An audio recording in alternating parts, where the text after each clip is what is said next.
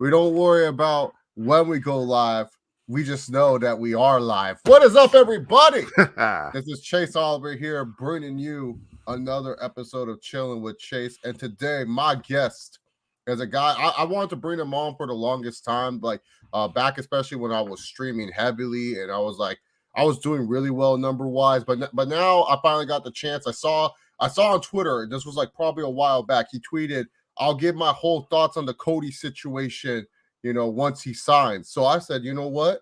He can give his thoughts on the Cody situation once he signs on the Chase Oliver channel. I got myself DukeCT, has his own YouTube channel, has his own Twitter. Those are in the description box down below. But I'm just going to call him Duke. Duke, how's it going, my friend? Just fine, man. Just fine. Just waiting for all the complete insanity that this whole mess with Cody Rhodes and everything else. So it's going to be a very interesting ride going down the road of this broken, fractured lane that is WrestleMania. Yeah, I think Seth Rollins, by default, he has had the best WrestleMania story just randomly. Like, a lot of people have been loving his WrestleMania story, even though it makes no sense. A top guy in the WWE, he seems to can't find a match for WrestleMania. Omos can't seem to find an opponent for WrestleMania. And there you go, Seth. You want your road to WrestleMania? Face the Colossus himself, Omos. But instead, we're waiting to see about the whole Cody situation, and Cody Rhodes has re-signed to WWE. What are your thoughts on Cody Rhodes going back to WWE? First of all, where are you at with wrestling? Are you an AEW fan? Are you more AEW than WWE? Where are you at with the whole? Well, right now, I try to expand my stuff. I mean, since I watch mostly AEW, but I always try to get my stuff like the Impact Wrestling or most indie stuff too. I watch House of Glory, Terminus, even though I hate the rule set they have, and it's really, quite honestly, it hinders the product, which I need to finally finish that video. I want to get on them on that.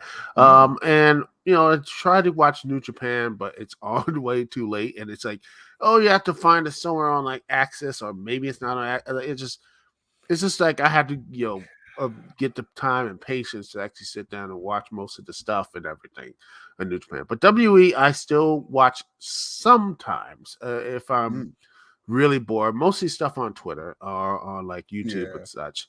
And I try to watch some of the stuff, but man, the last full Raw I watched was like during the whole pandemic era, and because they were destroying stuff on the Raw and everything else, and mostly like stuff laughing at stuff like Raw Underground and everything else like that.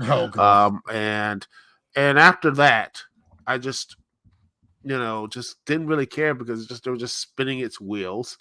And now it's just continuing to spin its wheels to the point there's just nothing, there's not even the axle left. It's just like this little, just little barely metal thing there.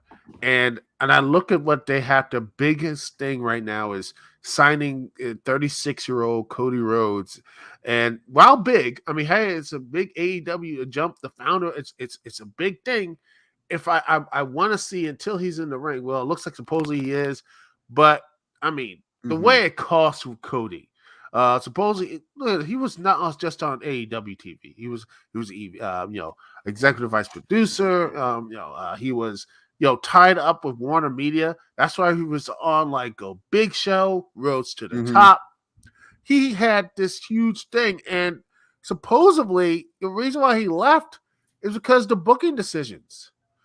With like it was Tony Khan and them, and he just couldn't. He wasn't actually raw against WWE as much as I think Cody was, and I think that probably hurt him so much that he was just this long. I mean, I went to I think the DC show. I went up to her, and it was fine. I was like, yeah, this is good. He got a great promo, but the problem with Cody, he just never really fit in.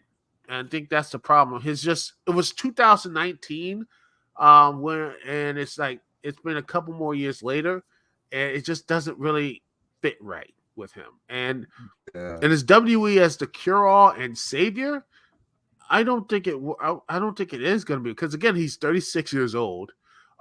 He is this old, not old, but he's like, it's another guy who's like, you're like this another 30-plus-year-old on a going to north side of 40, and look at the main event of WWE. Such you look at they're like, I mean, Cody is like random same with Drew McIntyre, AJ Styles, he's like 40. You have Roman Reigns, he's getting up there.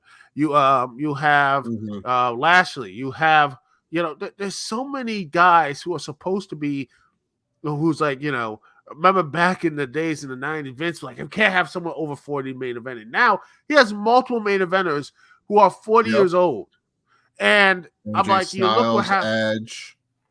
Yeah. And then you have like Bobby Lashley, who supposedly might even show up for Almost, which, by the way, he was injured. He said his shoulder is messed up. And that's the problem. You have a lot of these old guys show up, man. They're not going to be 100% healthy and everything else. You're not going to bounce back from these injuries, And and that's what's I'm like, oh goodness. And supposedly the rumor is that he's going to be the one. These are rumors. I don't know much. But he is going to be the one, supposedly, that he's going to be one to dethrone Roman Reigns, supposedly, which is like perfect, great. It's just another guy who's like, instead of saying, like a Braun Breaker or, stuff like that, it's just, I'm like, again, it's just like they don't know. WWE has this same, they just don't know how to plan things in the future. And personally, I'm like, why couldn't they just say, you know what? Okay. I wouldn't have probably like they shouldn't even sign Cody, but if they need him, fine, as a stopgap. But I think they need him. I think they need him really bad because they're missing their face of Raw. They took away their face of Raw, which is Drew McIntyre. They put him on SmackDown, where he's not going to progress any further. He's like stuck in that Baron Corbin feud. Cody Rhodes is your perfect stopgap face up because, like, no offense to Seth Rollins, we've been there, done that. You tried with him as your baby face. He just doesn't work. He's just one of those guys. Once he put a title on Seth Rollins, the fans immediately are done with him. Like, they don't like him anymore. Cody Rhodes, he's that perfect stopgap. He's that perfect guy to say, like, hey, look, and let's be real here. Cody Rhodes was always a WWE guy. He was never really like an indie guy. So it is kind of one of their stars that, someone else developed, polished up real nicely for them. And now he's back in a folded position because I don't think they're going to keep the belts unified for long. I think they want two separate belts. I think if you ask Roman Reigns, hey, you're going to have to work both Raw and SmackDown, Roman Reigns is going to be like, I work only one show and one show only. Pick which one. Honestly, I'm going to say this about Roman is I think people get a little upset about this, but if you look back in the stuff, when he was part of Shield, he was a big face, supposedly champion. He never really drew well, and he's like, oh, he does now. I'm like, really? I'm like, he has like the audience of SmackDown. It's like, it's okayish, but I don't think he's bringing new fans in. I mean, is he bringing new people in? I mean, and I don't want to be mean or cruel, but he's a recent cancer survivor. Doing this whole thing in pandemic, which, by the way, he supposedly got. I think he got it, COVID. He came back, but I'm like, looking at this, like, how long do you think Roman's going to stay on top at this point? So I wouldn't be surprised that if they do this, I think they probably have Cody win. It's like, okay, Roman, just retire, go to Hollywood, go like his career might be coming closer to the end. He talked about that. He talked about this in an interview with Ariel Helwani, and it sounded legit. It didn't sound like Roman Reigns a character. He said, look, I'm gonna main event WrestleMania 38. This was during WrestleMania 37. He's like, I'm gonna beat Edge and Daniel Bryan into retirement at WrestleMania 37. 38, I'm gonna headline Dallas again and sell out that stadium. 39 will be in Dwayne's backyard. I'll beat him, and then I'll take his spot in Hollywood. And it seems like that's the actual time frame for Roman Reigns. Hey, WrestleMania 39 is going to be the last WrestleMania of Roman Reigns, and then he goes to the part-time status for WWE, where he has great look. He's going to be a guy that people are going to want to have for Hollywood. Like, look at Batista. He sucks at acting, and yet he's still getting roles as it is. So I don't see Roman Reigns struggling to get roles. I mean, he's much better looking than Batista. He's pretty much a discount Jason Momoa and stuff. So to me, he will get roles. He will get roles, but I just think that Roman Reigns and his heel turn, I mean, that thing right there, and I could be wrong, but it just seems like he just only he's played Kate. And in fact, I don't think his heel turn wasn't that good anyway. It's like he just stood with Paul Heyman. And I'm like, what was his heel turn? He beat up the Fiend and Braun Strowman when they were both heels. I'm like, wait, so I remember this stuff, and I'm like, he just sits there and has this long, overacted feud with Jey Uso, and I'm just like, man, they talk too much. It was way too overdramatic. Like some people like that. I like that feud. I can see this having a cousin, man. I relate with that. The problem is that to me, I'm like, he wasn't really adequately built up. It felt like it was just screaming, "Oh my goodness, we don't have any legitimate contenders for Roman to start up this." So bring on his cousin, who has just been a tag wrestler and never had any type of real type of element to actually build up to. Then we get Kevin Owens multiple times, then Daniel Bryan, then Edge, and then I think Edge again, then John Cena, and then they just kept, I feel like in then Finn Balor, who had that stupid ending with the demon having just the whole ring implosion and such. And then you have, it's just this Brock Lesnar stuff, which is, Brock Lesnar again and again. It just keeps going back and forth. And I'm like, Roman he has shown some great stuff, but I'm like, I'm just like, it's just boring to me. It's just like, it's becoming, the Roman show is becoming slowly but surely becoming like that whole, I know it's blasphemy to say this, but it reminds me a bit, not all of it, a bit of how the Triple H Reign of Terror had when it was just Triple H the entire show. No, because Triple H Reign of Terror was so the Roman Reign of Terror is more booked for the character. It's the character, like the way that you're feeling about Roman. It's kind of like the mood they want you to feel. They want you to feel, like, but oh my god, I'm exhausted. Sick of this guy. And yeah, I haven't watched a full episode of SmackDown. Like, oh, it worked well. I haven't watched a full episode of SmackDown in the past couple of years. I can't watch. It's just become so samey and boring and just saying, acknowledge me. Face comes down, fights him, gets a little bit of a leeway. And then Roman wins in a pay-per-view looking dominant or whatever.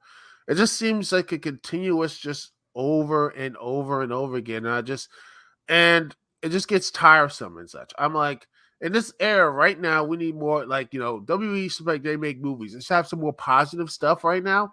There should be some more positive, young, at least somewhat positive baby faces as champion at this point. It just doesn't feel like, they got Ricochet. They got Ricochet. Yeah, Ricochet is the Intercontinental Champion. It's just like, it's just an afterthought. It's an afterthought, and it's a shame because Ricochet, if he had a manager, I think he would be, right up there. And everything, but it's just, that's what the problem is. It's just that Big E, by the way, was there as his champion, this champion who WWE could have really put the pressure. Like, man, Big E could have been great. Big E could have been all this other stuff. But once again, the only big victory he had was Drew McIntyre. Everything else, he lost. He looked stupid. Lost. Then he lost the title. That's like minus Drew.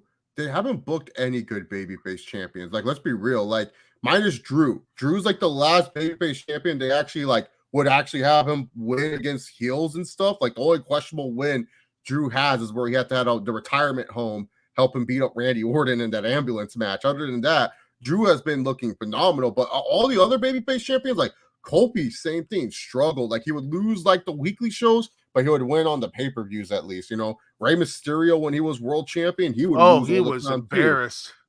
It's like they took the heavyweight title, like he's called world champion, not heavyweight. They're just like, nope, you can't be heavyweight champion. It was bad. And then look at it just seems like it's just so in the negative stuff. And well, at least when I was getting a little sick of the AEW with the heel champion with Kenny Omega. It's just same thing. It's just like you don't have. It felt Kenny was like terrible. overbuilding. It's just over, just and over. I'm liking the fact that Hangman Page, a good babyface, is champion right now. I'm liking the fact that like good. I Hangman mean, it's Page, positive, and there's stuff it's happening to him, positive, and the but show Heyman, is not revolved around him, which is to me that's what I'm better. trying to say. That's what I'm It's trying to better say, though. because SmackDown He's your is world just champion. Roman. He's your world champion. Heyman Page should be the focus of your show, and But the it feels problem like is he that isn't. what about the other belts? I mean, you wouldn't have a main event, women's champion that mean if it's just like, okay, it's Hangman show, 24/7 Hangman, all this stuff. Well, you have that with SmackDown, you have that with Roman, and you have the Bloodline and them doing See, all this stuff. The I'm tab not. belt. So what I do, Duke. I don't compare AEW to WWE. I I compare know, but AEW that's to what I feel AEW. like. It's just like it's just a, it's a same thing with Roman when he was face champion. The world revolved around the champion, the heavyweight championship. I think that's Mhm. mostly WWE and their history and everything else. The world champion, is the he is the main event Mhm. player, which is fine, but it does have it does for the most part have a really negative effect to the other championships. I mean, their tag team titles, their the tag division, or you have the mid card titles. It just feel Mhm. like it does. It just feels like it just doesn't really matter and such. And you have people who try to make it matter, but they don't really. It doesn't really matter. You have By the way, if Ricochet's on top and everything else, I want to ask the crowd, the people here, does he have a match booked at WrestleMania? Same as the United States champion. Do they have matches booked at WrestleMania? And it's like, I think they're trying to build to Finn versus Priest at WrestleMania. I think that's the build that they're trying to go with. yeah, and like that's nice, but what about Ricochet? I wouldn't be surprised he's going to be on that pre-show on the Andre the Giant Battle Royal, and the Intercontinental title will just be forgotten or whatever, and he'll be eliminated like he'll be the fifth one eliminated. I hate to say that, but I mean even y'all thinking about most people are thinking about that because he just seems like, hey, I mean Ricochet beat Sami Zayn for the Intercontinental Championship thanks to Johnny Knoxville, and I'm like, yeah, and what is he doing with it? Nothing. He Hmm. just doesn't do anything with it, and I that's the feel with problem. Ricochet, they gave him the title at the wrong time because it's WrestleMania season, and he's not really meant to be like the champ during this season. Like he's more of a Raw after WrestleMania type of guy. Like, hey, let's throw the IC title on him and let's try to rebook him because he has some appeal. He's fun. He does his little flips and everything. He's not boring. Like I can sit through a Ricochet match, not a promo, but a match I can sit through. But to the Heyman Page point is this. I feel like Heyman over Adam Page gets too overshadowed sometimes, and not only just by him, not only by other champions, but by some of his contenders. I felt Bryan Danielson overshadowed him. I feel Adam Cole Bebe overshadows him, and I feel like this program that he's definitely entering with CM Punk soon, he will feel massively overshadowed. And that's I guess my concern with Adam Page is that yes, he's a fine world champion. He's way better than Kenny Omega. He's not like look how Mox was booked as world champion. Mox never Oh felt yeah, he like he carried the was over. pandemic. He was Yeah, the hero, the whole thing, and I think but that's the he never issue with felt like he Hangman. was overshadowed. Did Yeah, did you ever Hangman feel has Mox was that. overshadowed? Yeah, that's the thing. Hangman doesn't really feel that he's. I think we can agree with that. And Hangman is, I think, can have that issue of just like he feels really like the championship just feels a bit superfluous on him. Like he just feels like he can be. He has that. I think he's had trying to be like Barry Windham, but for the millennials and such, which I think it works for him. But it's just I think he needs to be ramped up real soon. Maybe finish off Adam Cole and start doing everything else. Because right now, I think AEW is a real transitional thing. Because we look at AEW and all the other stuff, they have a big show. The whole Ring of Honor Supercard stuff, which recently bought. Recently they, AEW bought. Well, Tony Khan bought Ring of Honor. Tony Khan. So at ROH and AEW, from what we understand so far, they're going to be completely separate entities, but some faces might pop up in Ring of Honor. Yeah, and um, but that's what it is. It's just going to be so much. It's just going to be a developmental system, which is fine. But I think they're so big right now. The stuff is on the plate and everything. I think things will settle down by Double or Nothing. But when I look back at WrestleMania and everything, WWE what do you right think now, about what Georgia Great say here? AEW feeling like it peaked. Do you feel AEW is at its peak right now? Not really. I think they're getting closer to it. I think it's just going to be something. I think it's that's the issue. They have peaks and valleys. I mean, there's some lulls. I mean, probably right now everything's just so up in the air with the ROH stuff. So I think that's going to be one of the thing is, and one thing I want to say this about WWE is that once again you have the issue of like I said, looking back at the main event structure. I'm honestly worried because they have first of all about NXT, you got Braun Baker, you got all the stuff. No one watches NXT. You know how bad it is? NXT is the ratings and demos, you know how bad it is? It is people only in the 60 plus demo. It is like the old people watch it. People older than me, and I'm like 30, I'm 37 right now, and I don't watch NXT. And that's your demographics of NXT 2.0 should not be, around the Vince's age demo. You know? I'm giving NXT 2.0 what I like to call the 6-month pass. Once I see 6 months of 2.0 and I see where it's at, then I'll talk about its concerns. But as it is right now, I love Carmelo Hayes. I think he's going to be I think future Melo star is in good, professional wrestling. but the problem is with him. I think the problem is it's just the problem with NXT in the whole. No one's watching. I think they really screwed up going against Dynamite. That's the problem. AEW should not. They should have never ever. I agree. Yeah, and they should have just stayed on the network, stayed on Peacock, and they would probably been a lot better off. I think that's an NBC. I think that's an NBC Universal move. I don't think that's a WWE move. I think NBC Universal saw that Warner was going to get a wrestling TV show. They see the number, and it also too. I think that they wanted to see what NXT was all about. They saw the numbers that NXT was doing on the network. I feel NXT was supposed to be like a Peacock type of show, but I feel like NBC Universal wanted it for TV. I don't blame WWE on that. I blame more the network for that because I feel the network could be, but I mean Vince is still there. Vince is still there, and he's like been that competition. And I think when you look back, we look at the whole Cody stuff. I think he sees it as a big coup and such. But honestly, I don't think it is the big coup as he thinks it is.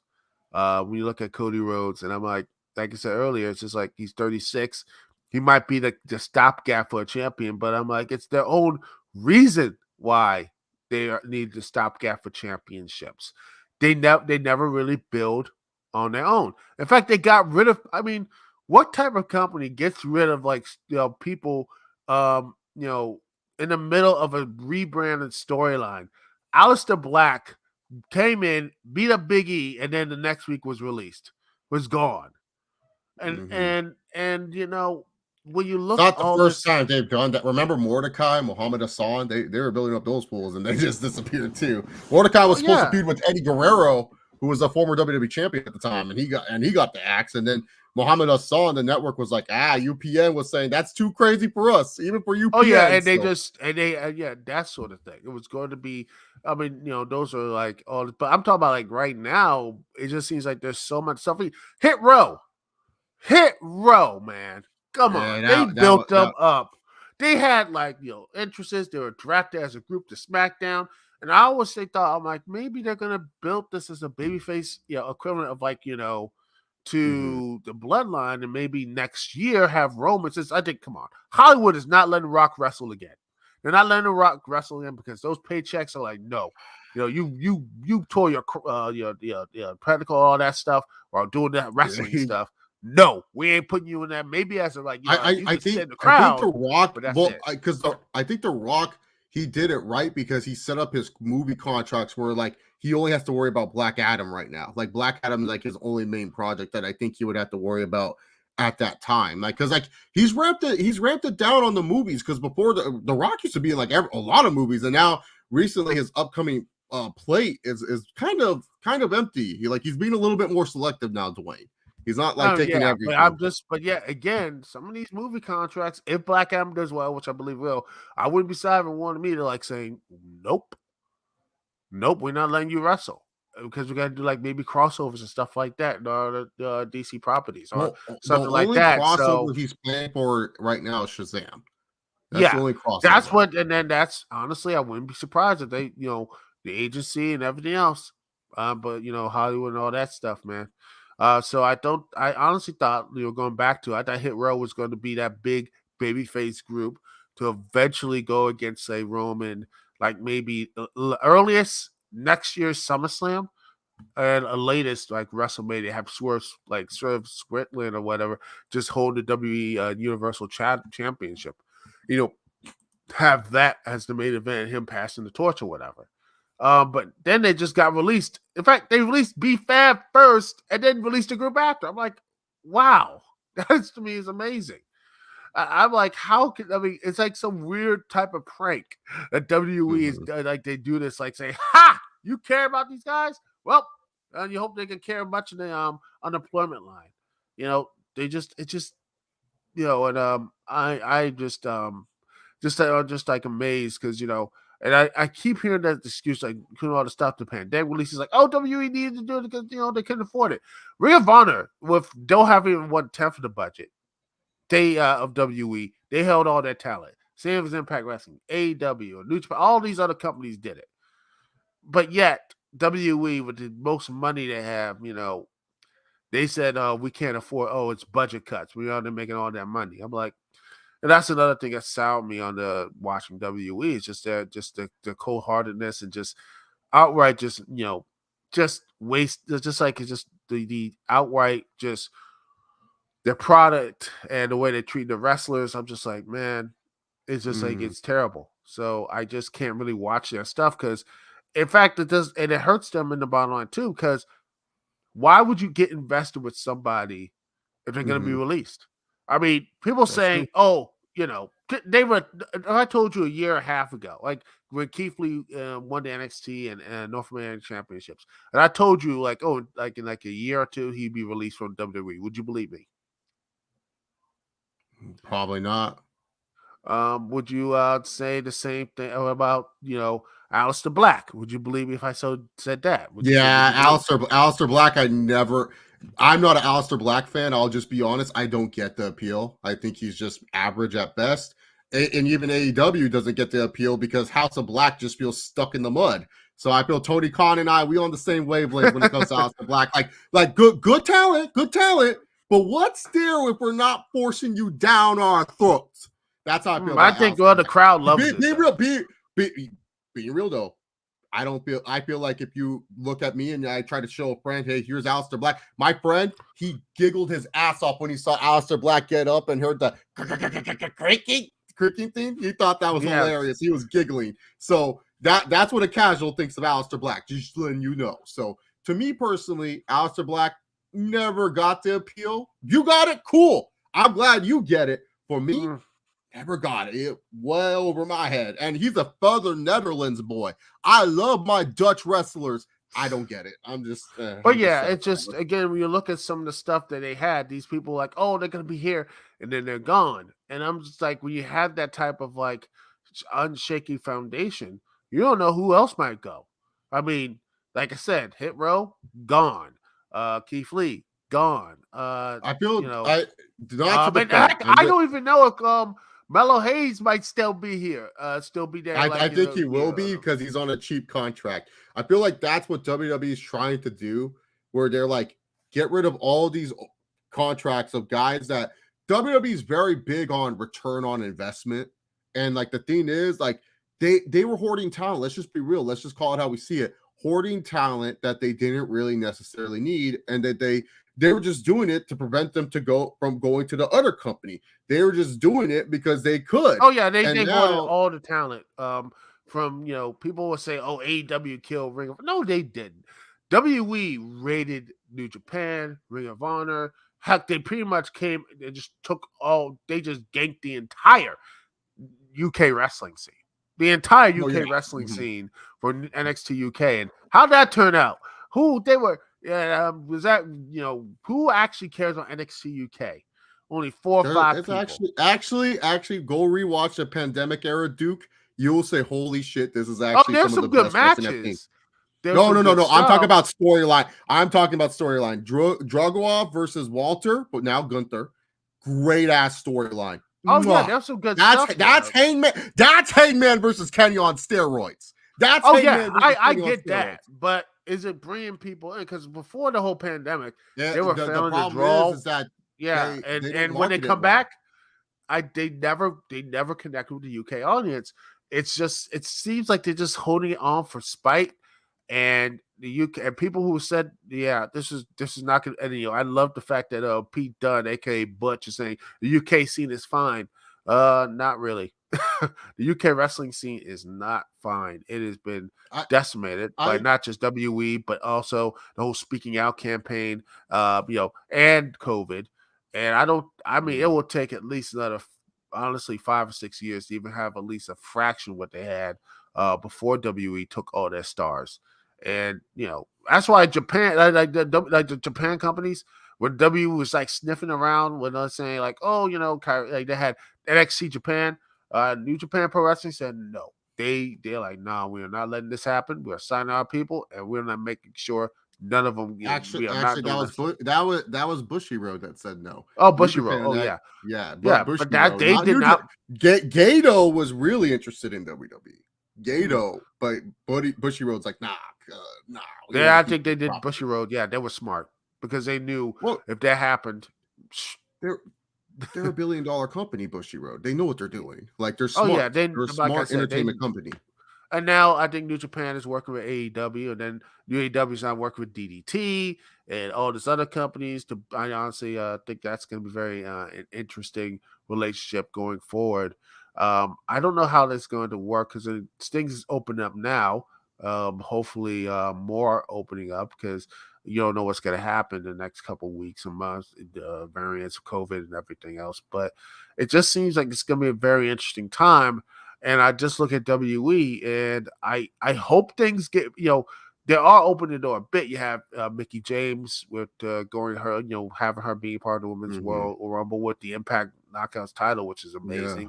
And and I think that was pretty much just a a big gross apology for that gross. I mean, that horrible thing they did with Mickie James that they released her.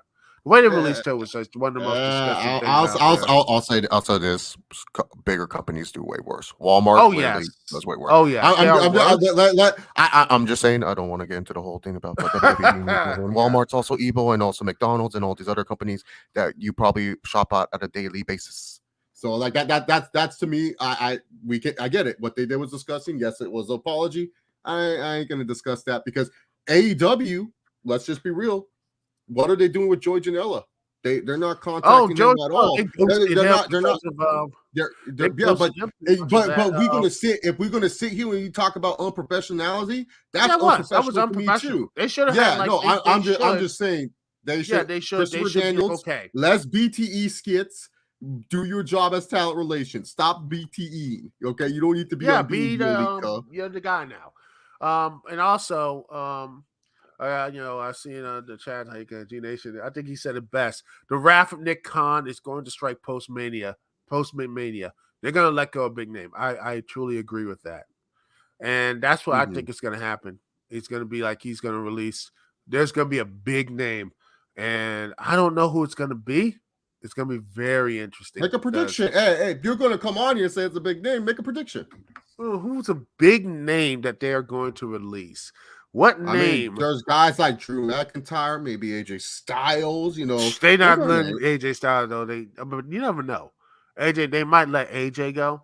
They just resigned it. So I think Kevin Owens, Sami Zayn, and AJ Styles are safe. They just resigned them. But then they did sign those Hit Row kids, and then they let them go. So so it's gonna. I mean, I wouldn't be surprised AJ, but I think that it's probably, if I had to pick who's gonna be that big name that they're going to probably release, it's gonna be maybe I don't know. Probably I'm gonna say it's gonna be a lady. I wouldn't be surprised since they're not doing anything much with her. Sasha Banks. That could be, she has star power outside of wrestling too. So Oh yeah, that could be a easy, and Sasha Banks is not one to, stir up any trouble. That could be an easy Twitter post saying, "Thank you, Vince. I lived the dream, on to the next chapter," type of thing. Yeah, she's probably working with the Star Wars and such. And I think that's Mhm. probably what's going to be the best thing for her, just to go, just to leave or whatever about that. That's a And good bit. I think that's probably going to be the case coming down the pipe for Sasha Banks. So that's going to be my pick. So people are going to be surprised, but I wouldn't be surprised at that, Sasha Banks, because what is she doing for WrestleMania? Oh yeah, she's fighting for the absolute worthless women's championships with like 4 makeup teams. I'm like amazed of how how WWE has took the women's titles and just something that some people really thought they were going to do something right by then. They thought it was going to be some good I stuff I there. I was being shitted on for being negative about those belts from day one. I said these are so useless, and people were trying to convince me how they were so good. And then I knew they were going to be useless when they just gave them to Sasha and Bailey, just for the fact that, oh yeah, we got to give them to some type of name value. When you had the Riot to Squad, you had who's that team? Sonya Deville and Mandy Rose. They were A pages fire and pages desire. Fire Desire. They had a bunch of teams already. The Iconics. They literally had teams set up, and they just gave them to a makeshift team. That's when I was like, okay, Well, these I belts mean, don't they mean did win anything, the to be women's honest. title tag titles at WrestleMania, so that's the thing. No, yeah, no, they So did. But I'm just saying, when you introduce them, you would think you would give them to, a teams. big People teams. who are teams, not just not just, oh well, we love Sasha and Bailey, so let's give them belts. Like, And team. even worse, they have NXT version of the women's titles now. And I'm just Uh, like, wow. Toxic Desire, I think they're still champions. Yeah, they're just like, imagine like having like, it just seems like it's just more belts to fix issues. And I'm like, what is this? It seems more like there are so many championships WWE that it means nothing. And most of those teams are just like, okay, let's throw some random things around. In fact, you know how screwed up it is that I look at like AEW has no women's tag teams. I know at least no women's tag belts, but I can name at least a couple women tag teams there that actually are teams. Anna Jay and Ty Conti. You got the Bunny and Penelope Ford. You have, I think, I saw the team. I think they work really well. Thunder Rosa and Ruby Soho. I think that would be a really good and fun team if they really did something like that. But it's just that's the frustrating thing about this. It's just like they don't really. I mean, that I see AEW. If they really, I think AEW, if they wanted to, they could do a women's tag team division, and They actually gotta clean up build that up. they gotta clean up the women's and TBS division first. Those Yeah, are I mean they atrocious. are. I Those are mean, atrocious. yeah, I mean, I think they could if they really wanted to. But it's just frustrating to me. If you like your WWE, that's the main part of wrestling. It's just the frustration. They have good ideas. I think a women's tag championship is a good idea, but it wasn't implemented well, and it just seems like it just becomes an afterthought. Most of these championships have become afterthoughts. I mean, the Cruiserweight Championship, remember that? Now it's officially gone, and the show that went with it, 205 Live, which is now NXT Level Up. Um, there are so many these like championships. I honestly think WWE, if they really want to do something, they should just okay, actually start less of these titles and make like have the women's titles actually be on Raw, SmackDown, and NXT again, and actually do something with those actually do something, make some women's divisions for Raw and SmackDown, or actually make it exclusive to Raw and actually do something with that extra hour or something, because make it a women's only show or something, because They at already least it's did stuff. that, and that's why they made it where they can go on any brand. They made it exclusive for Raw, and it failed. No one cared about those segments. They were low rated segments. Yeah, but that's the problem, is that I think the problem with that is that the WWE just they don't know how to actually they are just like, okay, well, what's going to actually draw? What do people want to see in these women's matches and such? And people want to care. If it was not going to do anything, if they look and say, okay, it's not going to work anything, they shouldn't have made those championships. In fact, they shouldn't have made the cruiserweight title, which is kind of silly now when you have like cruiserweights winning world heavyweight titles. I never thought the cruiserweight title was actually needed to come back or anytime soon.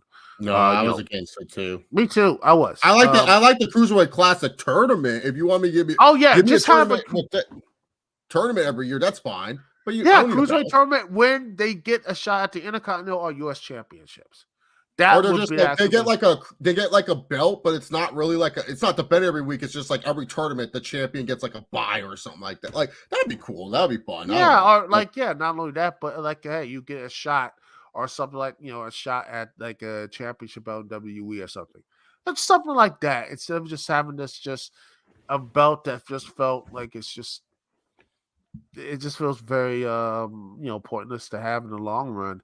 And when you look at WWE, it's just like I look at most of the shows is I'm just like, man, I wish that having 2 nights of WrestleMania and having 2 championships matches, which 2 titles, you would think that okay, one will main event or whatever. It feels like once again, I'm like, the only time it actually means something, the belts mean something, it had to put up on Brock Lesnar again. It's like in case of in case of anything else, we need to bring in Brock Lesnar. Like, why did it screams desperation to a company that is so afraid of the future, a company that is just so stagnant that it's just like we can't build new stars. They can't build. I feel like if I can just chime in with this, is that I feel like WWE, one of their problems is when they build new stars, is that a lot of people and I said this is a problem nowadays. The words jobber and mid carder are treated as insults when really, to be honest, they shouldn't be insults. Those should be terms of endearment. It's good to be a jobber. I mean, it's not really important. It's not really to me, though, I feel like WWE, the problem is fans don't latch on to a lot of characters. And yes, it's true what you said. They'll release guys, but how many people are really going to latch on to Braun Breaker right off the rip? Right off the rip, how many people are going to latch on to Braun Breaker? How many people are going to be like me that latched on to Carmelo Hayes and says, holy shit, I look at this guy, he's a future world champion. You're not even latched onto him. So, which means maybe he's not working out. Tony D'Angelo, and that's the thing. I feel like WWE just doesn't understand how to build wrestlers. Like they rely on the fact that, hey, let's try to get these guys good characters. And then what happens is they'll get guys who are good characters, see the Fiend, but they suck in the ring. They don't really know what to. Terrible. The Fiend was terrible. Bray Wyatt's one of the worst fucking wrestlers you will ever see in your life. Yeah, terrible. He's more manager. I'm like he's a manager. Terrible. And that's fine. Buja. But that's the thing. Yeah, I feel not like that good. I'm like, people are like, oh, he's great. I'm like, the character's fine, but in the ring work, he's not that good. And that's the problem. I feel like they haven't found the perfect balance. I'm okay with that. I'm okay with that if you want to have that type of stuff and that type of being more WWE make moves, fine.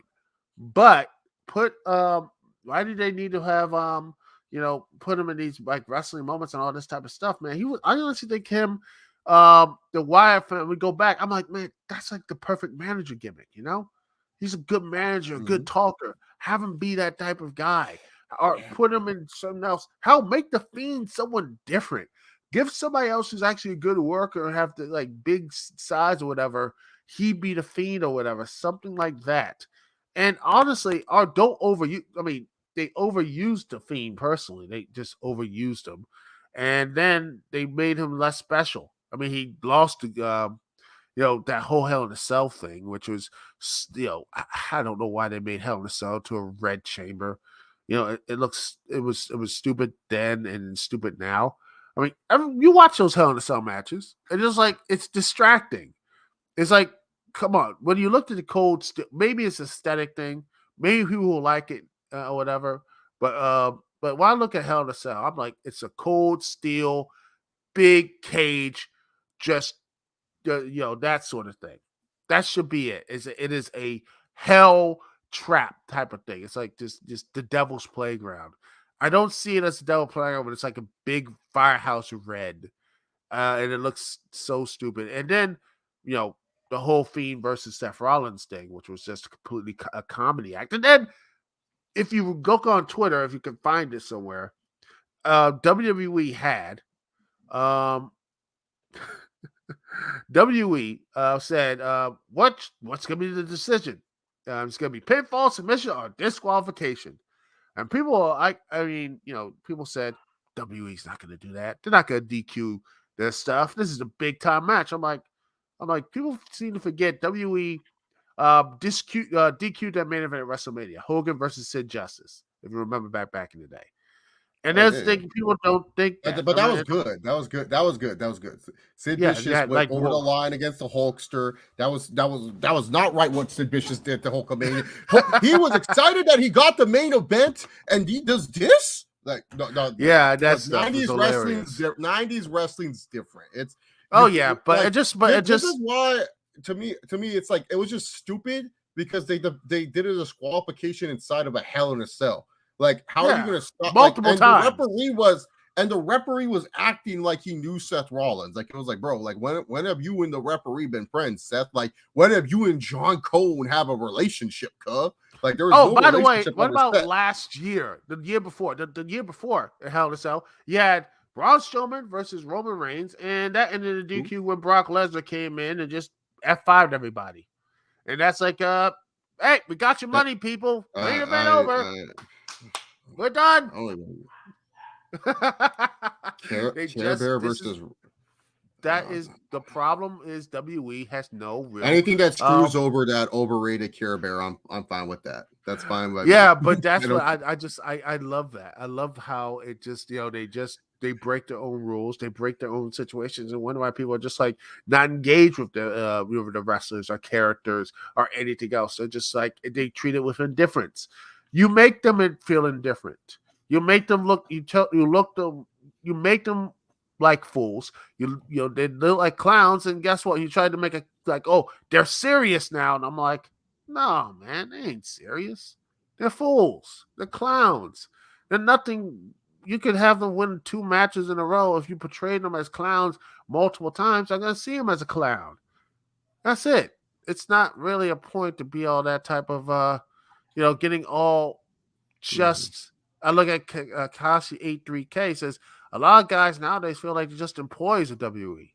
Yeah, not larger than life. And every time they do, oh my gosh, they finally made the larger life guy. Say you look at the Fiend or whatever. You look at someone like that. He was larger than life. What do? They kneecap him with that terrible match with Seth Rollins. They have him lose to Goldberg. They have him get some heat back with the whole John Cena 5-5. I was fine with Goldberg winning. I don't care. Me too. I was laughing at it, and people were mad. I didn't care.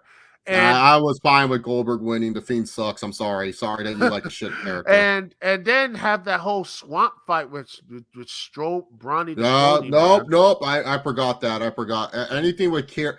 You guys have this weird universe where Care Bear won the Universal title. I truly remember Goldberg just vacating the belt, and then the Fiend found it at the Funhouse, and then Roman Reigns was like, "My belt now," and that's my recollection. So, I want to answer this question. I want to answer some questions real quick with this. But do you watch Luke Cage, the show, at all?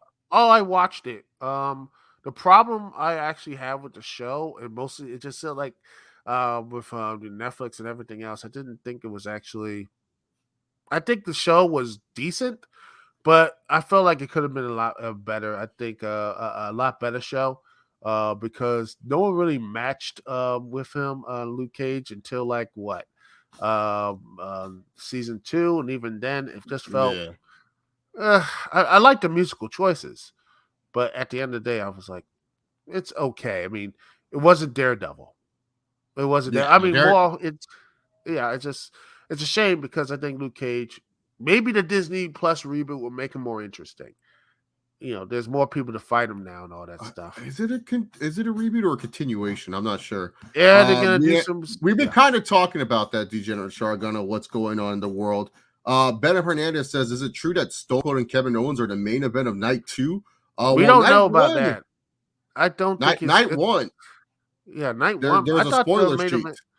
Oh, really? No, there was a spoiler sheet that the KO show was going to main event WrestleMania night 1, and the match to end it beforehand was Becky versus Bianca. So wow, that is amazing. Oh yeah, that's just great. Hey ladies, y'all gonna go great. Bianca and Becky, y'all gonna do stuff, but no, this is gonna be a non-wrestling segment, bring about an old legend, bring him back in a supposed talk show. That's great. Just building up new talent, man. And yeah, that's gonna be great. Like Bianca is like finally gonna have this big old thing like that. That's great. How do you feel about mid-card Page not having a show being built around him as world champion? Wow, mid-card Page, nah. Yeah. Oh, like I said, there's good things and bad things about it because again, you have shine with other time. I mean, you have tag team titles feel important. You have your world women's championship important. I disagree with the tag titles. 100% disagree with the tag titles. Jungle Boy, and Luchasaurus barely get featured on Dynamite, and when they do get featured, it's on Rampage, and they're facing teams that are zero built. The Acclaimed. That's the problem. They win matches on Dark. I'm sorry, I do not care about AEW Dark. You need to stop with that. So no. That was building content. Tag team titles are only important when they want to be important, and when they're facing teams like the Young Bucks and Ray DR Akin. The tag team titles are not important. Women's titles, I thought it was Red Dragon, but no, it's DR Akin because the DR is capitalized for Davey Richards. So they call themselves Red Dragon, but it's DR Akin because the DR is capitalized for Davey Richards when they feuded in Ring of Honor. Oh, that's nice. But yeah, I think he should be featured more as world champion. And his stuff should be a little bit more, but it should not be the women's. I don't want to have to be like, okay, it's the Hangman Adam Page show. I don't want that. But I think having the show built, not built around him, is not hurting Dynamite. It's not hurting Dynamite. You almost called it Impact. No. You said Impact. You almost said Impact. No. I almost said I was like, oh, because I do watch it, even though I. Okay. But AEW is further away from Impact Wrestling because first, at least they don't have to change their name. Didn't have to change the name because their founder got they messed up the copyright stuff, so they had to go from GFW to Impact Wrestling in the same company. I'm like, well, they went from GFW to Impact. Yes, and then right back GFW again. Impact. Like, I feel like if I sat and talked about just the 2017 Impact, I feel like no one would believe. I could put all the the stuff there, the video, audio, and all this stuff, and I feel like no one outside. You talked about some of it on your channel, right? You talked. Talked a little bit. Yeah, I talked about. I have video reviews. Oh yeah, but I feel like even myself, I'm like, this didn't really happen. This can't be real. And I'm like, yes, it did happen. Yes, it is real. Impact in 2017 was not in a good spot, man. Oh, and somehow it got worse because they got more the company. And they went to channel worse and worse. They went to a channel that had nothing. I actually owned the channel and everything else. I don't know how it did, but it was the most redneck channel in the history of I'm like, it is nothing but hunting and just fishing. Shout out to Eric Young. That was Eric Young. That was Eric Young. And I'm like, it is the channel that I watch some of this. I'm like, this is a channel for people who hang have nothing they hunt every animal, including man. I guarantee you, some of the people who watch it have a deer. They have over the fire for deer, a bear, and right there, a human head right next to it. They are oh my gosh, that was a perfect channel for Tessa Blanchard. Tessa Blanchard loved that channel. Oh yes, they were pushing Blanchard hard, and Gas Station Burrito Boy. I call that's Sammy Callahan. I think he just eats gas station burritos for dinner.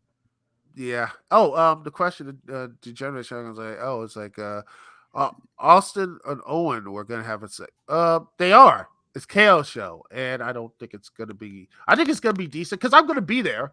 I'm gonna be at WrestleMania. Oh wow. And two, because I'm Are like, you going to both nights or just one oh night? yeah, both nights. I got like a nice deal and such. Oh, Brought over a gift card. are I was you? like, You're okay, in I'm the gonna. Dallas area, right? Though. No, I'm actually in the DMV, DC, Maryland, Virginia area. I'm Oh. flying over there, and it's Oh gonna be wow.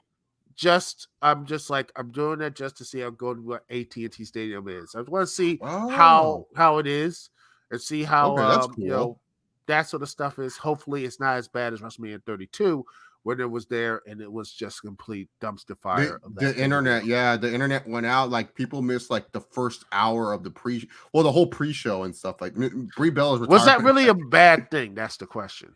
I mean, Kalisto and Ryback is a sleeper. I like that. Well, I like that match. okay. Oh, what's up? It's Everything. like, hey, ooh, oh, thanks for the love and everything's all good. But Cody Rhodes is ready for the big league, so he's debuting. I mean, he is. Or this is all a big elaborate troll, which would be hilarious. Like they all expect Cody Rhodes, and it's almost versus Seth Rollins, and I will laugh. Like I will be you will be here big laugh when you're watching it. And that's what it is. That's what it is. That's gonna be me. Oh, Bad Bunny. Oh, no. I think this is gonna be. It's not much celebrities overkill. You got They have like 3 celebrity matches though. yeah, I know. They have Knoxville, they have McAfee, and then they have Logan Paul. That's 3 right there. I mean, it's getting to the point of this WrestleMania 11 and such, but at least they're Mm. it's not gonna be as bad. At least the technical difficulties will be as bad as that show. I actually watched that show recently, and I'm like, man, that was a terrible show because the production values are terrible. Yeah. I'm like, and all the stuff is, and the cameramen all around. People say 9 is the worst WrestleMania. I always tell people I think 11's worse. Like Undertaker beat King Kong Bundy with his flying clothesline. That was it. He didn't even do the post. He's like Taylor's like, I ain't picking that dude up. I'm done. Oh, 38's getting a concert. Yeah, one of Nick Khan's friends. And that's where I'm gonna get my snacks. Oh, let's see. Oh, by the way, Yankees, of course they're gonna lose. They're gonna be 4th place team, or they're just gonna buy more players. Rizzo and stuff can't play. A couple of their players can't play because they're not vaccinated. Oh, they'll slide some money in the door of the MLB. They'll slide some money in the door and they'll play. Like they did the same treatment of Aaron Rodgers, so they're insulated. They're good.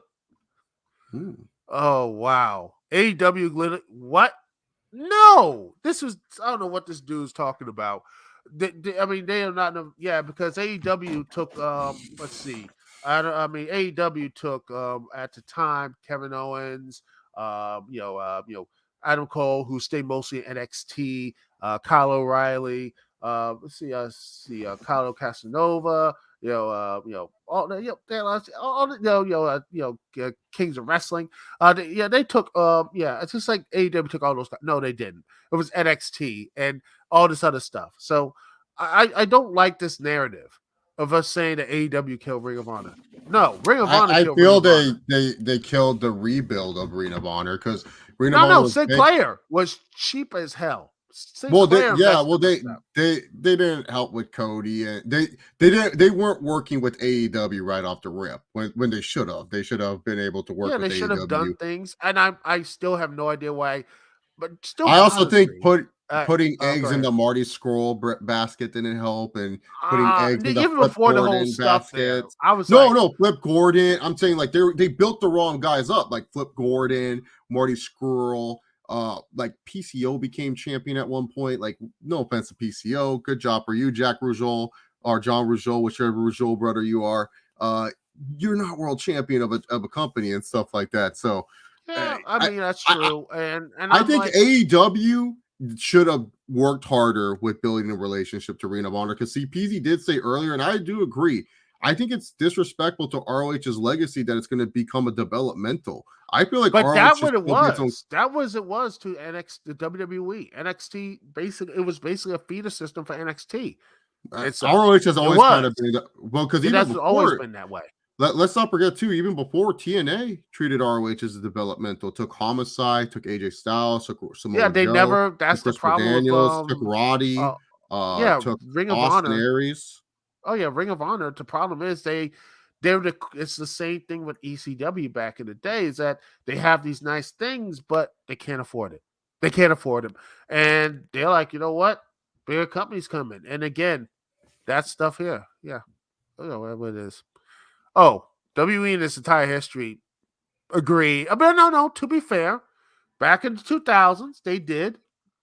Jeff Hardy, the Hardy Brothers, Edge of Christian, and the Dudleys. They cared, New Age Outlaws, right? They had WE cared about the 80s and the 90s and 2000s. Now they just don't care. I think the problem is people expect tag team wrestling to become main event when it's like, no. Tag team wrestling is supposed to be like, the snack, the extra. I feel like this is more of like the fans overthinking tag team wrestling and stuff and like honestly, overvaluing it where it's like, hey, let tag team wrestling just be its theme and it will do well. Like I feel like I'm fans so overvalue surprised that AEW hasn't had a pay-per-view tag team main event with the Young Bucks yet. I mean, I thought they were going to do it with FTR. I thought when they had that match, I thought that was the main I'm event. not main eventing with Forever the Racist, so I'm just being real with you. Would you main event yet? Would you? But here's the question: is there a with the tag Young team? Bucks? Yeah, Young Bucks on main event. Would you put tag team? If any tag team right now, WE, AEW, if you say, okay, which tag team would there be a main event? You're like, okay, you will believe instantly if you put them in the main event. You're like, okay, The Usos versus Young Bucks. really? Not the New Day? No, Usos. The Usos are the best tag team. Yeah, I feel like the Usos are one of the best tag teams ever. Yeah, I agree with that. And I feel with the bloodline stuff and with Roman Reigns' connection, you have Roman just in the background and Kenny Omega. Like it would be a good setup towards a Roman versus Kenny match and stuff. The New Day, it's like to me, the New Day will do good with the Young Bucks, but I feel Kenny, because they are friends in real life, by the way. Yeah. They'll do friends good. in real life. They'll do good, but I just feel like the Usos and the Young Bucks, they get compared to so much. They have very similar styles and stuff. Like I can just imagine the super kick spot fest, and it would actually be really good. So, and we need to have a super kick counter, by the way, just for that match alone. Oh, it will probably be over under 50, probably maybe down around. It'd be like this, just like right around by the halfway point. It'd be like 50 super kicks between them. I'm just betting that's probably would be. The TBS and TNT titles don't do anything. They should rename them. Wrong. They have done some good stuff. I mean, I think the run with TNT championships have been really good. I mean, I know Cody had the open challenge. Brody Lee, RAP. He had some good stuff. You had Cody. I think you had Darby Allin. Yeah, Sammy's the only champion that didn't do shit for me. Like Sammy Miro, was the only great. one. I'm just waiting for Miro to come back. I wanted Wardlow. I want Wardlow, Miro, Keith Lee, and Powerhouse Hobbs in that TNT division. Just have to turn into the Big Hoss division. I mean, that would be amazing. People will love that. I think that people will like that. I do agree that the titles should be a different name. I don't like them being named after a network. I feel like that's my only gripe with the belt. That should be it. What would you call the belts? That's the thing. TBS, they could say it's TV title, which I think would have been fine. But as a TBS championship, I honestly think that's I was worried. I'm like, okay, it's growing on me a bit, but I wanted to see it defend it more on TBS. And exactly. Also, I wonder who's going to be the one to take out Jade, though. A lot of people are personally. I would like Chris I think so. Say Chris Statlander. I would say, look at someone like Trisha Dora. If they actually signed her, that'd be great. Willow Nightmare. Check out her stuff. She's really good. She actually was in AEW doing the stuff on Dark. In fact, I was there live. DC, she actually had a dark match against Brandy Rose. I saw there's this blonde chick. She wrestled Roxy in Roxy's last match for Reality of Wrestling. She was really good. I forgot because I was trying to watch some Roxy to see what the hype was about this. It was I saw Roxy and Willow like the last Ring of Honor show. Oh, okay. I was talking about Reality of Wrestling. Roxy wrestled some chick, and it was a blonde chick, very good looking. It's Roxy's last Reality of Wrestling match, and it was actually really good and stuff. So I actually like that match. That blonde chick has potential. I forgot her name, but she stood out. I'll look it up. Yeah, Roxy is actually really good. I think she's gonna have potential. Oh yeah, she's gonna be really good. And I think. Oh wait, I think. Was it Rachel Rose? Yeah, she was really good. I like her. I'll check that out. You know, and I think that because I think Roxy, she's like what 2019. I think she looks to be really. I think she in NXT will do decently. I don't know if you push her right away. Because I don't like having like people like 20 or 21 win the championship because you're like, okay, what's next after that? I mean, I always like building up people to like maybe like 25 or whatever, you know? Yeah, that makes sense. NXT title, fine, but main roster title, I'm like, you know, have her like not main event yet. Have her maybe in a main event one time, but say, oh, she's really close and build her up, you know. Don't but then again, it's WWE. I bet that they're just gonna just rush her and then have her be like a 4-time WWE Women's Champion, Raw. Or I think what will be safe for her is that I think she's really good friends with Cora Jade. So just make them a tag team and let them do shit. Yeah, that'll be a good start for them. Chase, I know you try to be respectful, but at least can you admit Ty Conti and Sammy are acting like little babies on Twitter over their relationship? I don't know what happened. They got triggered about something. I don't know what triggered them. Me too. I don't know. I don't watch. I keep away from the Twitter drama because it's just what you really argue with someone on Twitter.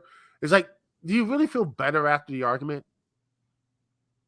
I mean, that's what it is. It just feels like it's. I mean, I have the block button on standby, and unless they're doing something stupid, that's just my personal opinion.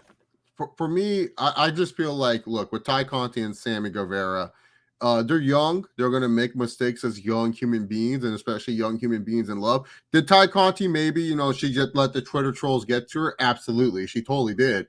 But, they have more eyes than I will ever have on my lifetime, or hopefully maybe not in the near future. So to me, I understand the reactions. To me, it's like once you learn to cancel out the outside noise, shit actually goes good in life. And I feel like with them, it was just like they had enough. And, it's true. Their privacy was kind of broken. Like their privacy got kind of broken. And then bringing up old wounds like Sammy's ex-fiance, like why does that need to get brought up and shit? Just because people want to be all, we want to be like, I'm like, what are you doing, man? I don't care. I'm just, I'm just tired of that stuff, man. It's just pointless Twitter drama. Look at this question.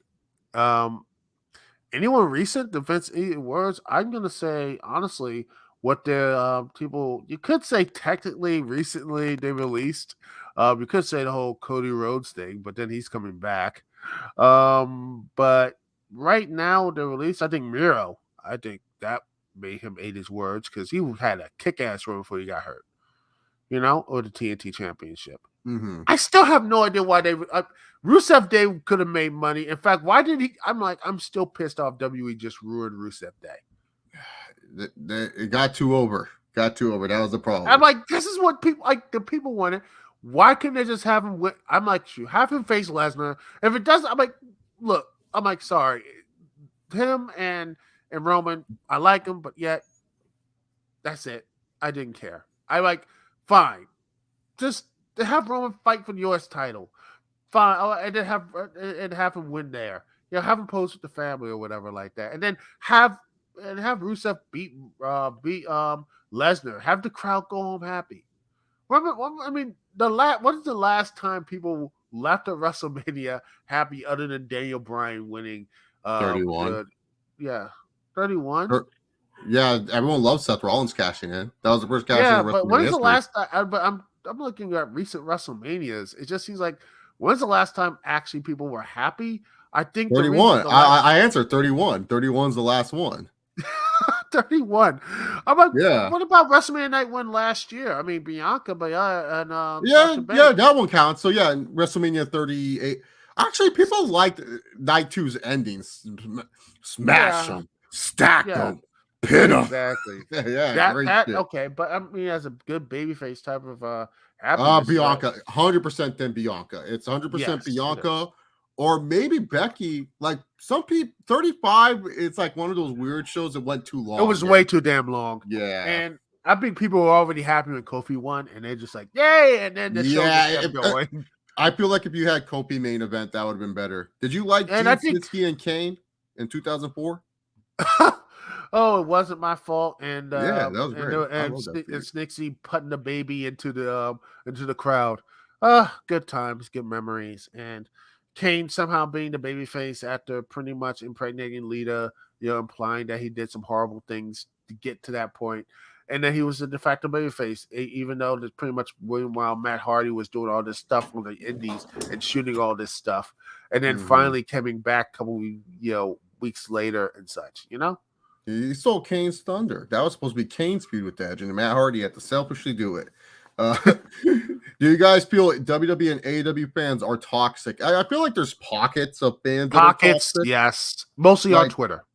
Yeah, you just gotta read the Twitter thread, and if you feel like you can't, if you feel like you're just gonna get bombarded with notifications, that's the problem with wrestling nowadays. I feel like it is for both companies. You gotta be careful with what you tweet out there, because sometimes you could just you'll tweet out one thing, and then all of a sudden your notifications are blown up with people trying to educate you or trying to talk to you or trying to mostly insult you and stuff. I will say this: I have dealt with more, mainly because I think most people just label me as a WWE fanboy, which I don't get. Like I've shitted on WWE way more than any other company on this channel.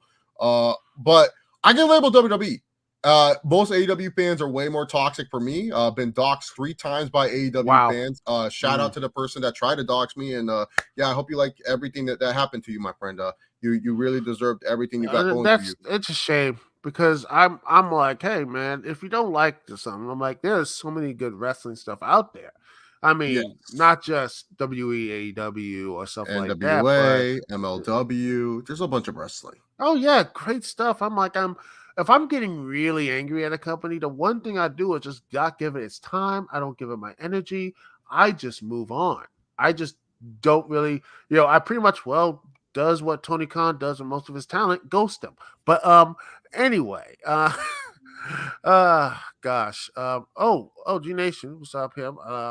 Says Mid-Mania 38 is the only wrestling / sports entertainment you're gonna attend. Well, let's see. I already attended. Let's see, this year, AEW's shows Dynamite and Rampage. Past January. Was your Rampage taping? Was it an episode of Rampage, or was it like Dynamite and Rampage together? It was a live thing. So I have a question about that. Because AEW is coming to California. I am debating between either going to a pay-per-view, which is the Vegas show. So the reason why I won't do all 3 is this: they're all in the same week. So the Vegas show is on the Sunday, then the Forum show is on Wednesday, and then the Rampage show is on Friday. What do you suggest for someone that honestly, I haven't been to a pay-per-view, but what do you suggest about the Rampage show? Well, you better get the pay-per-view stuff. You better get it because I think that thing is about to be sold out completely. But if you, I'm not afraid about tickets. I'm pretty well connected. I'm good. All right. If you can pace yourself, I would say go to Dynamite and Rampage, and if you really feel that you can do it, because it just be a little. Because again, Rampage can be can be a bit going to those shows can be a bit exhausting if you're just it's great, but if you know how to pace it up, you'll be just fine. But as for going to the shows, I went to Pride Fight Club, local DC fed and such. Saw some really good talent there. I saw, Trisadora, Big Swole main event for the Pan African Championship. Really good stuff there. Willow Nightmare. Just really good stuff there. And also, I plan to go to some indie shows during down there too. I plan to go to Ring of Honor, Okay. Supercard of Honor. Plan That's to going to be go a good show. see. I hope that is going to be a good show. I It looks plan good to on see. paper. Yeah, well, Minus things on paper. FTR versus them boys. That's the only match I'll boycott. But yeah. What else? Let's see. I'm going to WrestleCon, so I'm gonna go to see a couple of shows there. Oh, that's happening still? Damn. Yeah, I'm a super fan, so I got like 4-day pass and such like that. I'm gonna try to go to see GCW World Fair, see maybe a show there. I want to, I want to see the Multiverse of Madness shows. But that's happening. That's happening right around Impact. I'm like, God dang it, that's happening during the Ring of Honor stuff too. It's the same night. And I'm like, damn it. Because it has IWPF, that old 80s gimmick thing. I'm like, man, I want to go to that show too. Because I love, that would be something really fun to go to. But yeah, I'm going to all that the weekend. And it looks like it's going to be one very interesting.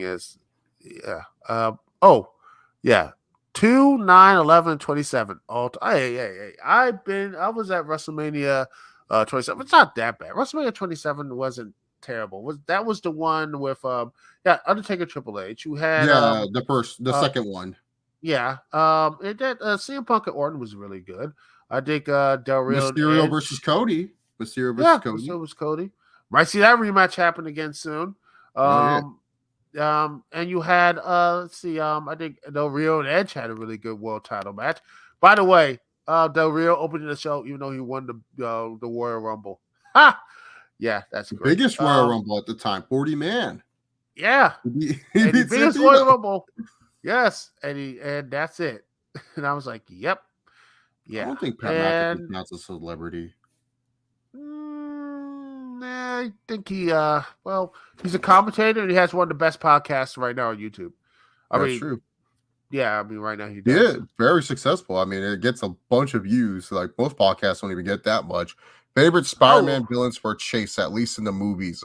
Green Goblin's my number one, and then Dr. Otto Octavius. There's some good stuff. You mean Green Goblin? I mean, you can't go wrong with William Dafoe. I mean, I did like Mysterio, but I feel like, man, I think they could have done a little bit more with him in the Spider-Man and such. And looking at Spider-Man villains, what does that say? They had to bring back all the Universal villains and such. They couldn't do much with the MCU stuff. At least they're not connected. That's all. The problem with Spider-Man is I always try to tell people Disney didn't have full control over that. That's all Sony. Sony has full control over all the Spider-Man stuff, and they saw they didn't think the Spider-Verse would be so successful. So that's why they got obsessed with the idea of Spider-Verse, and the fans really. And by the way, this is the same Sony with the same people behind it, who they wanted to do an Aunt May movie, if you remember the whole Amazing Spider-Man universe. Some people there were plans to do it, an Aunt May prequel movie, which would have been just hilariously bad. But then again, they're still going through. I think I think they're going to do Madam Web. Madam Web movie. So that's going to be great. That's going to be real fun. I think. Look, I think that's in the Venom. So people don't understand, because some people will come in. MCU is Tom Holland, and then Venomverse is like Madam Web and Morbius and stuff like that. So just so people. Yeah, and I honestly I don't know what's going to be. It's going to be very interesting to see how they're going to. Because at least I would say the Venom movies, they're fun. In fact, the last one was 90 minutes, which was, I'm like so happy that movie that it was 90 minutes.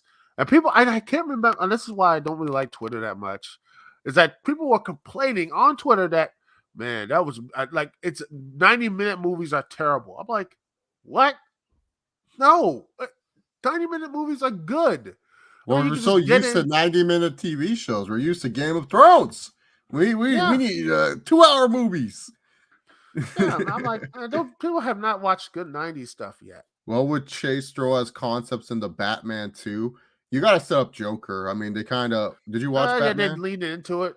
Spoilers, by the way, but then it's not what we're Yeah, talking well, about. they lean into it pretty much. But like, Yeah, but I out mean, I Joker would Two put Mr. Face. Freeze in it because I mean, I feel all like yeah, Gotham he would Flash. be a good villain. I feel like he would be a good villain that you would set up. To be honest, Mister Freeze would probably be because like why go straight to the Joker? I get he's the They moneymaker and don't need to everything like do that. Joker. I mean, don't need to do Joker yet, and build that up, and everything. Maybe build up Robin or something like that because we never had a. I mean, other than the whole beginning night, we never had. It's always been Batman solo. You know, you never had a good, Yeah. a Robin character other than I think Chris O'Donnell. So I think you could do something like that with young Batman and everything else. Arkham City is the best one. It's Oh, not Arkham City's the best. See, we're vibing, man. We're vibing on that because it's still even probably one of the best. Even though it relies too much on the Joker, which is a problem with the whole Arkham stuff. the It's just story. The story for Arkham really gets worse game by game, but Arkham City is like the best because, like, keep in mind, the first game we were just stuck in Arkham Asylum, and then the second game you putting me in a giant, you made it a city, and that's even cooler. And it's like even more scarier because it's like, bro, like Batman's villains could just be running around doing whatever and stuff like that. That's what made it even more scary for me as a player compared to like Arkham Asylum, where it's like, I okay, was well, I more know this. Asylum because it was just claustrophobic. It was Yeah. smaller and everything. That's the fear. And City, it was just more all the stuff there. And then Arkham Knight came and just broke the Batmobile just broke me because I played it and it's just like, oh gosh, this is so clunky. Mhm. It was so clunky. And I'm like, man, this didn't need to be here. The Batmobile did not need to be there, you know? And then you had like all the stuff getting connected back to Joker, and I'm just jokered out. Chase, am I the only one that thinks Britt Baker's cage match was awful? It was so sloppy and botched. Baker literally didn't sell shit. No, The ending was terrible. I'll say the I ending think sequences, yeah, rapid that on was a really kid. bad thing. It was bad, but overall, I think the match was great. Not as great as their whole lights out match. I think It it was a was good really TV main event. good main event. Which, by the way, that cage is like I'm like all it needs is a top. It's just that would be their own version of Hell in a Cell. Hmm. Let's see. None Oh, of these women are come close to Jade. If anything, they should give her both championships down the line. I feel like that's what they might ooh. do with the Oh, TBS I think title. that They is probably they're just option gonna have C. both. Oh No, yeah, just option C. eventually. Just yeah, just give it to her. But I think Jade is. I mean, she's getting better. I think she's getting trained by getting help with Brian Danielson and such. So she actually I think interviews and such say, oh yeah, I mean, help out with Brian Danielson. You see the fingerprints on that, and she's just completely getting better and better. I don't know who beats her for the belt though. That's why I don't know who. You said Chris And Statlander. I think the problem is fans are trying too hard to think who's going to beat Jay for the belt. It's like who gives a shit who beats Jay for the belt? Watch the rank because like at the end of the day is this: if Tony Khan is such a good booker, y'all should just trust who he has beat Jade for the Oh belt. yeah, that's what it is. It That's should. all I'm gonna. That's all I'm gonna say. Like, don't be upset whoever beats Jade for the belt because Tony Khan is Booker of the Year. That's it. Oh yeah, that's what it is. It's just you have to trust. You say it's gonna be a trust Tony Khan. I just think it's just gonna. Problem is that you build Jade up. The problem is once you have her lose, it's gonna be like Goldberg when he lost. It's just like he just drifted and became this. In WCW, they didn't know what to do with him when he lost or whatever. Mhm. That's the main fears that these undefeated streaks is that once this the thing is over, once the streak's over, what do you do afterwards? That's the problem with these undefeated streaks. Is that what I mean? What who had like the biggest recovery? You could say Asuka, but even then, she hasn't really. She just faded away from you. I think because she's injured. But overall, I don't know what you know. I mean, that's the problem we have on the Vita streaks is that once the monster or the big powerful person is defeated, what's Yeah. next? Yeah, that's what I say. That's what I always say. Like, what I hate about MJF's booking is that they always overprotect MJF, and it's like, why are you protecting him? He's not even going for a title anytime soon and stuff. So, like, they never just have MJF lose clean. It's always just like, okay, well, Wardlow didn't give him the ring, so that's why that's why CM Punk beat him. It's like, shut the fuck up, just fucking have MJF lose clean for once in your fucking lives. God dang, that's not that hard. That's it. Yeah. That's all I'm gonna say. I guarantee you show a casual AEW Dynamite, they would think Punk and MJF are feuding over the world title, which I thought. Oh yes, that was actually to me probably one of the best non-title feuds I ever seen in a long while. Honestly, I mean, when's the last time you felt that type of passion and fury for a non-title build? I mean, when's the last time? I probably wish it did have a champ, but it just feel like I don't think a championship. Probably Ciampa and Gargano. Yeah, but sometimes the championship, some feuds don't even need a championship. Yeah, no, that's why I said Ciampa versus Gargano. That was probably. Oh yeah, it was just very personal stuff, and I think that's important. Yeah. Oh, they're past the mistake age. I didn't know. I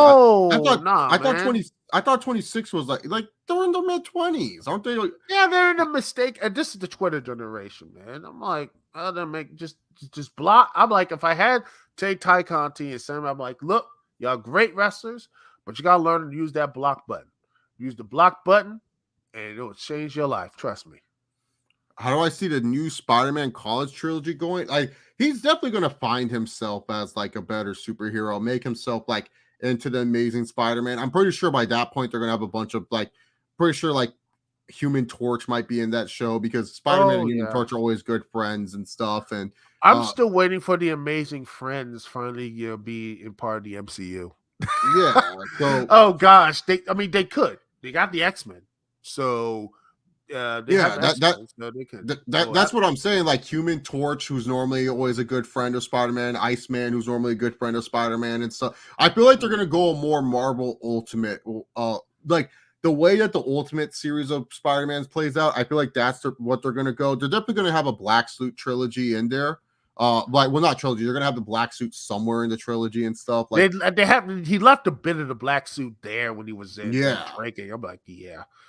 I don't know, but but my hope is that they won't lean on Spider-Man and such. Oh, by the way, yeah, of course they're all doxing. Everyone doxes because they just so for my situation, it was so stupid. It's just because I just don't agree with AEW wrestling opinions. That's why I don't tweet out AEW stuff I dislike a lot of times because I just don't want to deal with it. And it's one of those things where like they didn't harm me or anything. One, they can't do anything to my credit report. I have a credit freezer and a credit locker and stuff like that. Cool. You found out an old house that I used to live in and stuff like that. That doesn't do anything. Like what concerns me is when you start talking about my mom and significant others. Like fuck that shit. Like I literally will see red. Oh yeah, that's that to me. All for professional wrestling, and especially something that should not be that serious. So, yeah, it's stupid, and I'm just like I see this stuff. I'm like, what victory do you have? There's no victory in doing these doxing and all this BS. It's just like I prove my opinion. I'm like, no, if your opinion's great, you can stand on your opinion. If we disagree, you can move on with your life. And in fact, if I'm like, man, if you got all this energy and all this stuff, why don't you actually, I always say this, go out in the world and actually, do some charity work. Do also you really want to fight somebody and such. Do actually so good at doxing. Go get a job in cyber IT. Go find out where like Putin lives. Why are you finding out where Chase Oliver lives? Go after Vladimir Putin. Do something good. Don't go after Chase Oliver. Who the fuck am I? Yeah, I mean, find some criminals and all that stuff, man. It's pointless, and people are just so. It's just like I'm just tired, man. I'm like, go killer. Figure out what your neighbor is doing. Don't figure out what Chase Oliver's doing. God dang it, what's wrong with you? It doesn't make any sense. Oh, oh gosh, that is hilarious though. World title win after Josh Alexander wins, and then he just steals it. It was hilarious. Poor Josh Alexander. Oh, well, he's getting. And then he lost his job. Then he got it back, and now hopefully he gets his world. I think he gets a decent title run because Moose has been. That title run has been just. Oh, They haven't had a good champion since probably Omega, and that's saying something.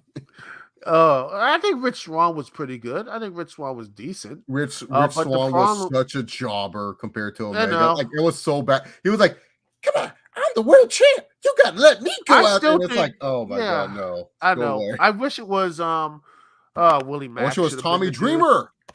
Tommy Dreamer got a world title shot. Oh gosh, I would have Willie Mack, who should have been the world champion. That would have been better. Willie Mack is good, but he's like so limited in what he can do. Like as It would have a, been that would have been very interesting though. I The feel moves, Eddie Edwards should have been champion, as he said in his promo. Do you find it that John Cena is the executive producer of WWE? I'm actually looking forward to that.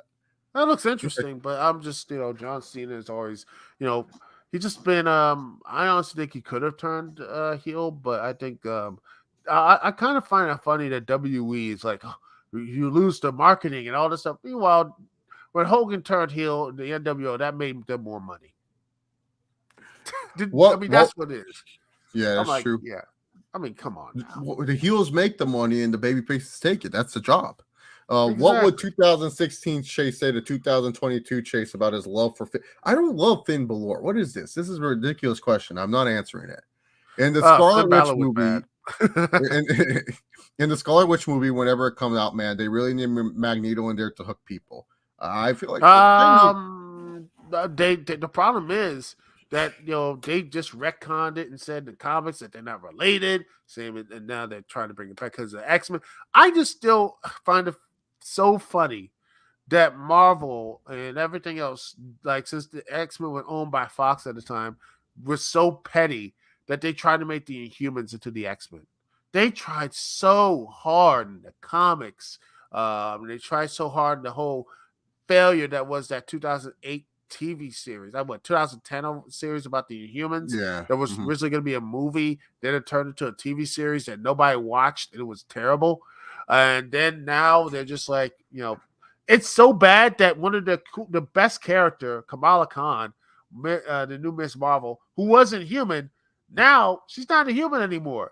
She's like an alien type of stuff, which I'm like, is that confirmed yet? We just know that she has like magic. She has gauntlets now because like obviously they don't want to steal from Reed Richards. They want Mr. Fantastic to have his stretchy powers and stuff. So like I understand that. I'm not too pissed about that. I think it's nice that Kamala is getting the cooler power.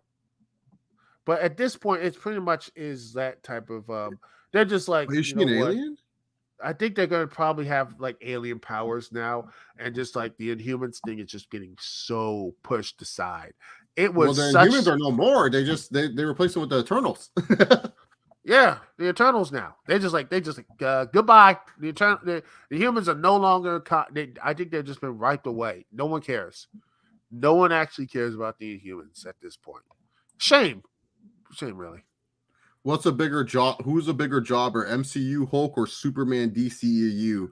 MCU Hulk is the biggest jobber. Oh. No question, because he turned. A, did have a movie. B, A, MCU. Well, he had one movie. One movie, and that was it. And he was completely. He got replaced by another actor. And then at the end of the stuff, he became Professor Hulk. He just sits and chills all the time and everything. Heck, he got like knocked out and just like humbled by Thanos. Just got got hit with a 2-piece and then just bitched for his entire time and again whatever. Like it's no, I don't want to get out. No, I'm like, man, that's true. That's true. Superman, at least he fought. And he died, and he came back. Like he fought the villains and such. He was kind of like a bigger deal. Like they needed him in Justice League. Like it's not like he was like Hulk. It's not like they were like, okay, we really need Hulk to show up for the Thanos fight. Like no, they were like, all right, we need everyone else to show up for the Thanos fight. Like they needed Superman's help in both cuts, the regular cut and the Snyder cut. They needed Superman's help. Oh so, yeah, no, and by the way, the Snyder cut is better and. Superman is actually he's the marquee. He is the marquee and such, and I don't think they're in the backseat because I think there's some stuff happening with Discovery at this point. I don't know, but I don't know. It's just gonna be very interesting happening because a lot of people say, "Oh, Batfleck's gone, but he's coming back." I don't know anything until. So the way it works, I heard, is that Robert Pattinson's Batman, it's like the Joker. It's like that Joaquin Phoenix Joker. It's its own universe and stuff like that. And then Ben Affleck is going to be like the Batman in the DC universe movies. Yeah. Because the problem is with that contract that they signed Affleck to, you can't just get rid of him. He has to fulfill, because he has the executive roles. He has like 2 movies he still has to produce. You can't just, that's so hard to get rid of an executive producer. They're already dealing with Zack Snyder. No, but they're dealing with Zack Snyder's lawsuit. They don't want to deal with another one, especially with Affleck, who works closely with Warner besides just with superhero movies. I prefer Guardians over Suicide Squad 2021. Suicide Squad 2021 is a good movie, but Guardians of the Galaxy 1 was so magical. Like the first time seeing that movie, it felt like so different from the MCU. Yeah. I felt like it would, if it was like a regular film that had no connection, I felt like that movie you could show to anybody else and be like, yeah, I like that stuff. I think it was, and to me, it was much better than the sequel, because I think the sequel just, it didn't hit right with me, you know? The sequel felt like it was like trying to do, like, capture the same magic of the first one, but I'll say this. You take the first movie, you look at the name and the stars a bit, like you see Bradley Cooper, you see Vin Diesel. I think John Favreau is in that movie too. He's like, they're like side characters. And the main person is the fat guy from Parks and Rec, Zoe Saldana. And you're supposed to sell me that they're the main actors of the movie. And I'm like, I don't even know what they've done. And Chris Pratt and Zoe Saldana killed it. Like they did a great job. Yeah, and then here's the funny thing. People, and by the way, I know, and then talking about comic books, people in comic book Twitter are still pretty much pissed off about that movie, because it said it ruined the version of Star-Lord. Like, it turned him from this, like, if you look at the comics before the movie and such, he was like, I read some of them. It's like, he was more like military focused, this, that, and the other. Oh, gotcha. And such, he was more, I think, Cyclops a bit, that type of a little bit more. That seems to make sense. I can see why people get upset, but I think Marvel looked at that and said, you know what, probably the best way to do it is have someone be more relatable. Think, try to be like, it's like a Harrison Ford type person, like a roguish charm type of guy. So I think that's what made it work. Yeah, we didn't really finish that storyline either. Oh, I think it is happening during Dark, and I think that Julia is slowly turning to the dark side. Oh, Julia Hart. Yeah, and I think, you know what? If you want to look at wrestling history and lore and such, this pretty much happened to Luna Vachon. That in the old school, like, you had, I think, Kevin Sullivan, visually Luna Vachon, just a news reporter. With the Dungeon of Doom. No, it wasn't. It was pre-Dungeon of Doom. It was just like in the territories, and they okay. And they did some weird thing to her. Then she started convulsing, and then bam, she came with the veins and all this other stuff. I think that's gonna happen with Julia. Probably, I wouldn't be surprised during Double or Nothing or something like that. The turn will happen around that time. Care? I wouldn't care if that. I think the crowd should have. I think they should have done it earlier. Yeah. I think they would have much more of a. When it had a little bit more steam, like now it's just but now it just feels like they just. That's the real problem with like AEW sometimes, is that they have something hot, but they just they let it cool. I hated the fact that they didn't do. I think the Hangman and the Dark Order had that match with, I think, or something, and then they could have won to get a tag title and such. They had them lose, and it just deflated the entire crowd the entire night. Yeah, I know. It was because like Hangman had to go take care of his kid. Which you know what I'm saying. Who's the most overrated Bullet Club member? Does Jeff Jarrett count? I still can't believe Jarrett actually got in. Yeah, he was in the Bullet Club. Jarrett was there, and I'm like, legit Bullet Club member is probably my boy Chase Owens. He would have to be the most overrated. I honestly gonna say, if it was the most overrated, I'm not much of a Bullet Club person. Taiji Ishimori. I would say Taiji, the Bone Crusher. I see the Bone Crusher. Yeah, I can see that. Because like he was hyped up as like, oh, he's gonna build a bridge. He was going to Impact Wrestling. He was like and also he was the first Japanese. Like, keep in mind, Bullet Club was strictly outsider presence. He was the first Japanese wrestler to turn on, pretty much New Japan and join the Devils of the Bullet Club. And what happened? Nothing. He's done nothing. I would say Taiji Ishimori. Just like, I know it's easy to say like, bigger names and stuff, but when I think of like when Bullet Club, like, it was supposed to be a big deal that this guy turned, it was supposed to be a big deal that Taiji Ishimori betrayed New Japan Pro Wrestling. So yeah, I'll go with him, the Bone Crusher. Yeah, but the problem is, I think the Bullet Club is a whole thing. I think it's ran its course for way too long. I think it needs to actually, I think with this whole Civil War thing, I wish it just ends. I think if they ended it, I think it would be a lot better off. I think they had probably better off. They had a payoff at New Japan Cup, I believe, but I'm not 100% sure. Piznick, my boy, I haven't seen you in a minute, dog. Do you think Taker should be a Paul Bearer type manager, like a man? No, he's ruined that chance with his interviews and stuff. So no, I think he's done. And there's no one. The problem is if we take him there, he's still overshadow the people. Doesn't matter who is there, he's gonna overshadow anyone there. He's just that too much of a name and everything else.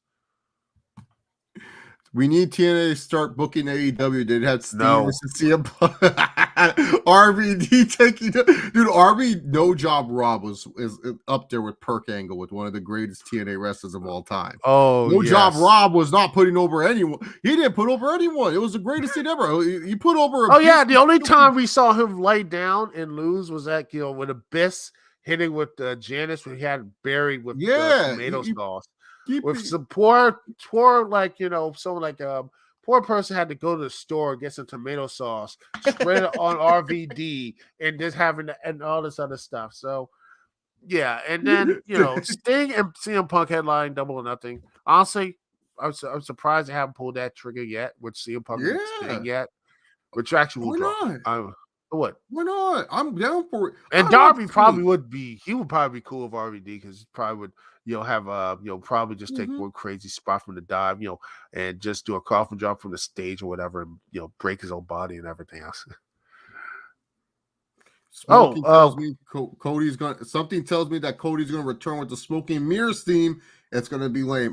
He owns the right the Downstate song, so I feel like just pay Downstate. Give them. Man, they ain't gonna pay nobody. WWE will have cheap. It's not gonna be Smoking Mirrors. It's going to be something generic and it's going to be generic Dawn Salt. Prepared for like the absolute worst theme. You think people say, oh, I hate Dawn Salt's Adrenaline. It's going to be the knockoff version of that. So I'm going to be right there at WrestleMania, sitting back, just listening to the absolute worst. Hopefully not. Hopefully you're listening to Kingdom. Oh, I hope so, but it's not. I wouldn't be surprised.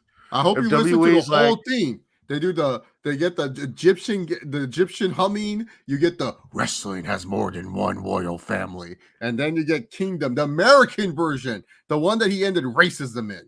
That's my Cody. Or the Snoop Dogg version.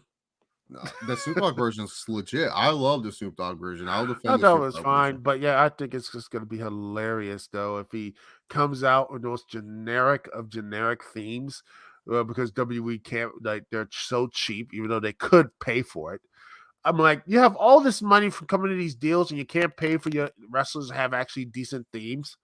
I mean, well, they pay for Edge's Alter Bridge theme. Yeah, that means messed up. I mean, imagine like people from like who have CFOs and everything else, like Bobby Roode and Glorious. That's gone. They actually returned. They actually returned tonight. Oh, that's nice. Finally, that's good. I heard him and Braun Breaker actually had a really good match that I'm going to rewatch because I do rewatch some stuff from NXT. There's some good stuff at NXT 2.0. And by the way, Braun Breaker should be WWE champion by next year. I bet by WrestleMania he will be. He'll be going to be world champion. That guy's talented. He is. Yeah, he's a Steiner. So yeah. Oh, 100%. Thoughts on the new Dragon Ball movie being hacked? I did not hear about that. That's terrible if it did get hacked. Oh, that sucks. But It's not the live action. It's not gonna be another live action, right? No, That's it's gonna be. Dragon Ball Superheroes. Oh yes, that's okay. So it's not live action. So you know we already had that experience. I feel like Echo's important for the deaf community. I think it's good that Oh, Echo's I getting think a TV Echo. By show. the way, that's gonna be a decent show. I think it's gonna surprise. Because the DC, the Disney Plus stuff, I had most of it. I mean, Hawkeye was decent. I think that was Mm. good. And Loki That was was my decent. favorite so far. Yeah. I just hope the shows get better. Okay, WandaVision just flat for me. I didn't care. I was like, man, I really thought it was gonna be something interesting, but the ending was terrible. Falcon and Winter Soldier. That show, honestly, there's a cut of that show that would have been good, but the pandemic pretty much stopped it. For it just was just random stuff, and Mm. it just didn't. It was so. It was trying to say something, but it just fumbled the ball. That's the problem. And I think that Hawkeye worked because it was a simple story for the most part. Yeah. Loki's show is just basically, the weird stuff of time travel and everything else, and the TVA's trying to fix all the other stuff. And then, which by the way is funny because they're like, "Oh, we're the ones controlling everything." And then you have the Doctor Strange movie. They're meeting up with the Illuminati, who's supposedly the real people behind the multiverse and everything else. I'm like, wait, what? Who's the ones controlling everything? Is it the TVA or Professor is these X. group? It's Professor X, baby. He controls Yeah. everything. Honestly, would be shocked if after this Jericho stuff is done, unless they bring the trios titles to AEW, that Santana Ortiz could be done in AEW. I am pissed that they have not won the tag titles once. They had great stuff there. Mm-hmm. I mean, them Young Bucks, best friends. And I'm just really frustrated that Santana Ortiz did not never won a title, never won a tag team bouts. I'm hopeful this year they do. I want Santana Ortiz win the tag team titles and actually have a good run with them because they're way overdue for those tag belts. They're really good too. What DC characters should have TV shows instead of DCEU movies? I would say Batman, but I think they're making one of them. I think an Arkham Asylum show. But I wouldn't mind a Batman TV show, I an feel like actual Batman. They already have a Flash show, but I feel like Flash works better as a TV show than a movie and stuff because like Flash's storylines are really good, but like I feel like He has actually villains. Yeah, he has a good rogues gallery. Flash has an underrated rogues gallery for sure and stuff. So that's why I feel like it works better as a TV show than it does a movie. But there's been I wouldn't mind a Wonder Woman too if they did it right. Anyone else? Let's see.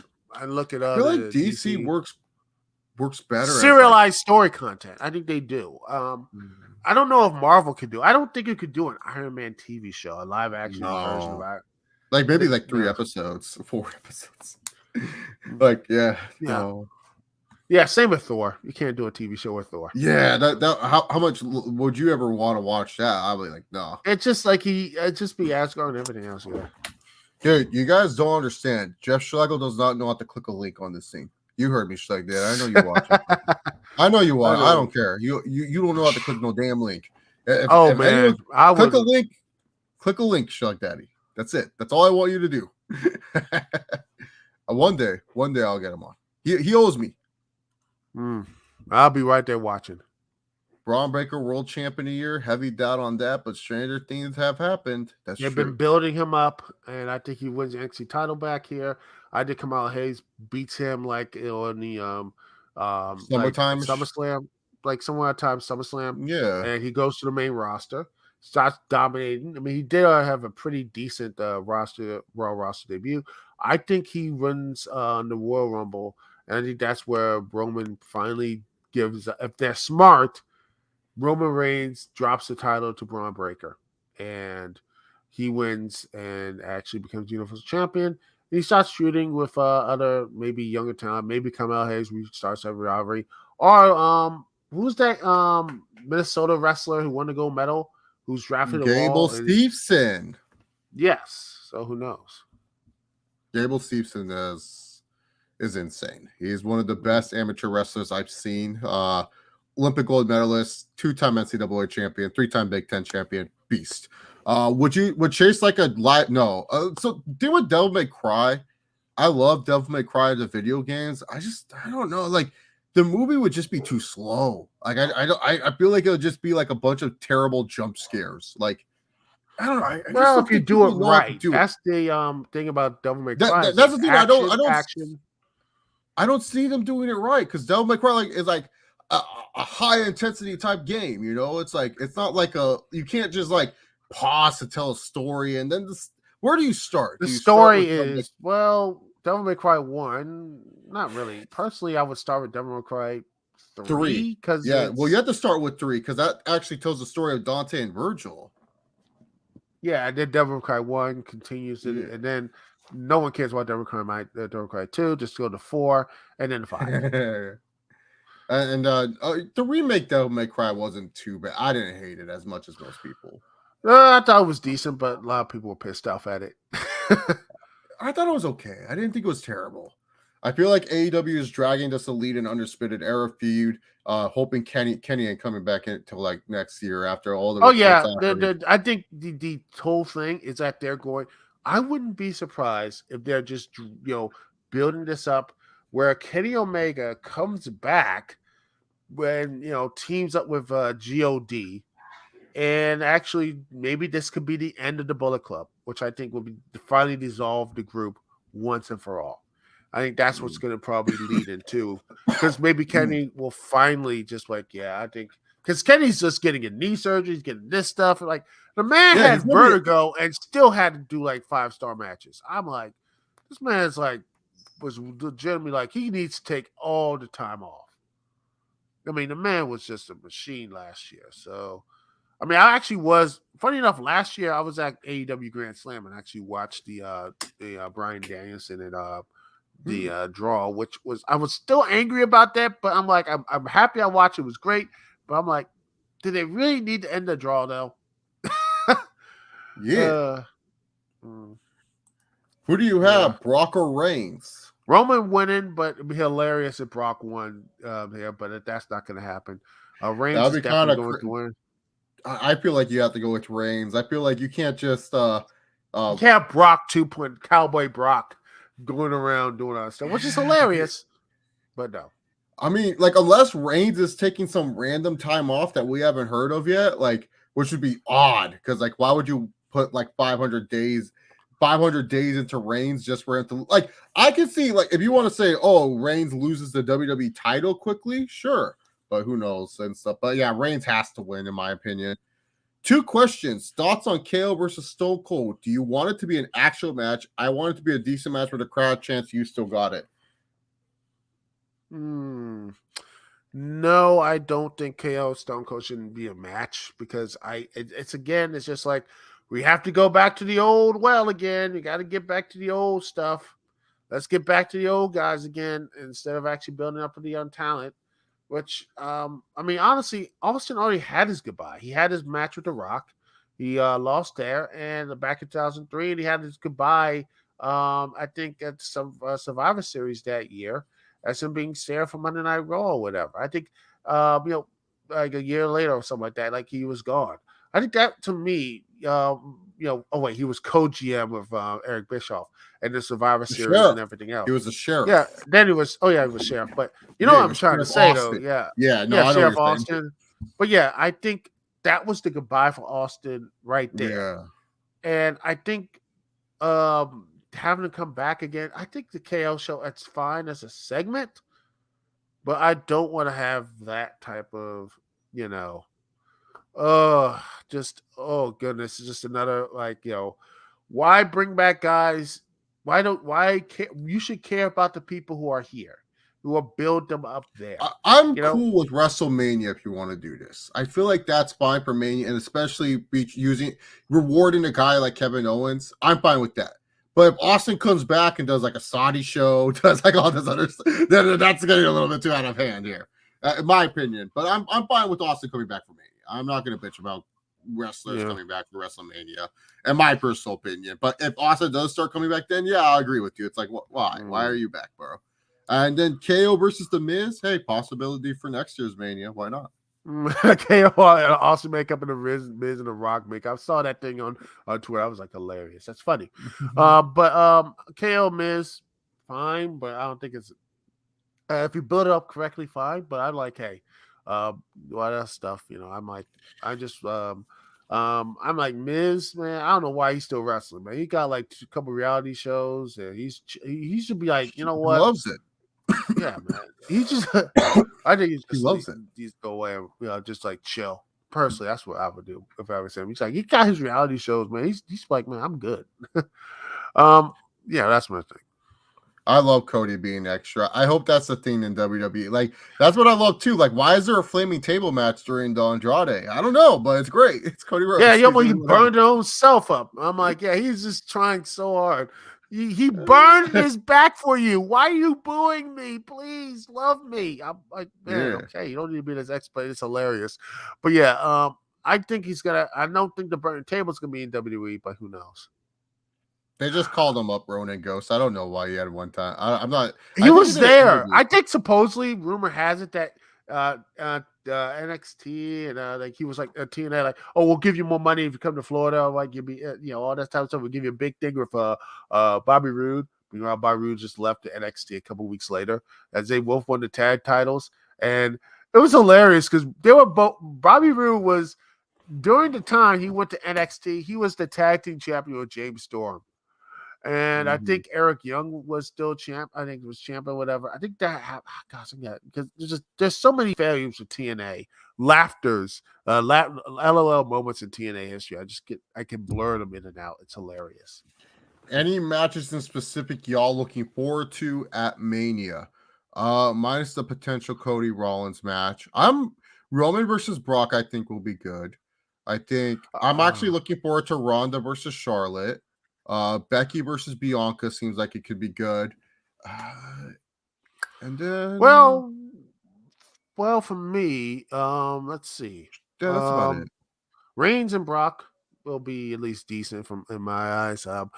Becky and Brock is gonna be good. I think Pat McAfee and Austin Theory is gonna be decent. Let's see what else. Edge and AJ Styles could be really good. Let's see what else. Charlotte and Rousey, aka the match WWE won years ago back in WrestleMania 35. I think that was going to be a good one. Let's see what else there.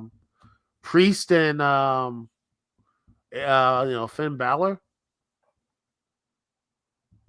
Oh, if that happens, yeah, that'll be a good one. Yeah, that's pretty much it. And I hate that because I don't have WWE 2K22, so this I can't really answer this. I haven't even turned heel yet. My guy Hurricane Jones, he's still a babyface. He's a raw meat babyface on Raw. Okay. So he hasn't been embarrassed in the 24-hour 24/7 division. No, he already did that. He won the 24/7 title. Hurricane Jones. That was the first thing he did. Hurricane Jones won the 24/7 title. He's like every other football player. He had to win that belt. Honest thoughts on Kanye and Pete Davidson beefing? I don't care for it. I was like, I don't care because it's like, Kanye has his own stuff, and believe me, in 2-3 weeks' time, Kanye will be doing something stupid or something crazy, and people will call it daring and bold, or someone call it stupid, and we'll move on. I haven't watched Euphoria. Yeah, Euphoria. Oh, it's a great show. I love Euphoria. Season 2 takes a step back compared to season 1. Season 1 was bold and ambitious. Season 2, minus episode 5, some of the plot points were just kind of whack. I'm just gonna leave it at that because if you haven't watched it, man, I suggest checking out and try. I'm not saying you need to, but I love Euphoria. I think Euphoria is a great show. I'll try it, but yeah, Hurricane Jones, big mirror. Don't hate on Hurricane Jones. He's the greatest football player to come out of Miami Hurricanes history and stuff like that. All the concussions who was that led football him to player NXT. who he beat Ricochet? Who was that dude who won the 24/7 title and then he beat Ricochet clean? It was Rob Gronkowski. No, not that. It was another football player. He hanged out with Mojo Riley when he was heel and. gosh, I don't remember. I gotta look this up. Oh, I don't even It remember was just that. hilarious. It was just Yeah, dude. Don't hate on Hurricane Jones. Hurricane Jones is the main event player. Okay, I love Hurricane Jones. I don't like I don't like making my characters myself because I think I'm boring with that. And I'll bore you guys when I'm in WWE. So let me have fun with Hurricane Jones and Violet Liger and a bunch of my stupid makeup characters. All right. But yeah, Hurricane Jones is a main eventer. You know what? Hurricane Jones. Top guy. yeah. Let's see. I think it was. I'm looking for it. It was someone else. It was like this. Someone saying 2009. You could do like a whole stream looking at the Riddick Moss. That was the dude. Yeah, Gosh, he's Madcap Moss now. Oh yeah, that dude. That was the dude who beat Ricochet clean. That and everything else, and people were were pushing him hard. Yeah, and then it was then he became Madcap Moss with the strong ass neck and everything. We saw that supposedly like it was the Saudi show, Elimination Chamber. He just found his and then just he's fine. By the way, shout out to Big E, man. He's that stuff, man. I saw that. I was like, he's happy that he didn't break anything. He just recently posted on Twitter if the C1 vertebrae could have been really bad, he could have had like a stroke or something. Neck injuries are no joke, and I'm like, man. Yeah, anyone who has a neck injury, I don't know how y'all function. Like I could not be able to do that. Like props to you guys. You guys are stronger human beings than I am. Chase, you're a Chargers fan. What do you think about the stacked AFC West and the AFC North? Go Steelers. It's wonderful. I think it's good for football and stuff. As a Chargers fan, I just want one Super Bowl. Just give me one Super Bowl and I can be happy. Thank you. I feel bad for you, man, because they come so close. And in the ways it's amazing. It's art how they fumble away games and situations. I still have I watch over the Kansas City game, and I'm sorry for saying this. Oh God, Kansas City no, you're good. You're good. They had three guys right there. I'm like, you just gotta tackle them. What are you doing? And the game's over. I got nothing. What do you call? I don't know what you call that, man. A few more questions, and then I gotta wrap it up because I do have to work out still today. Chase, do you see comparisons of SmackDown Here Comes the Pain and WWE 2K22, or is that far fetched?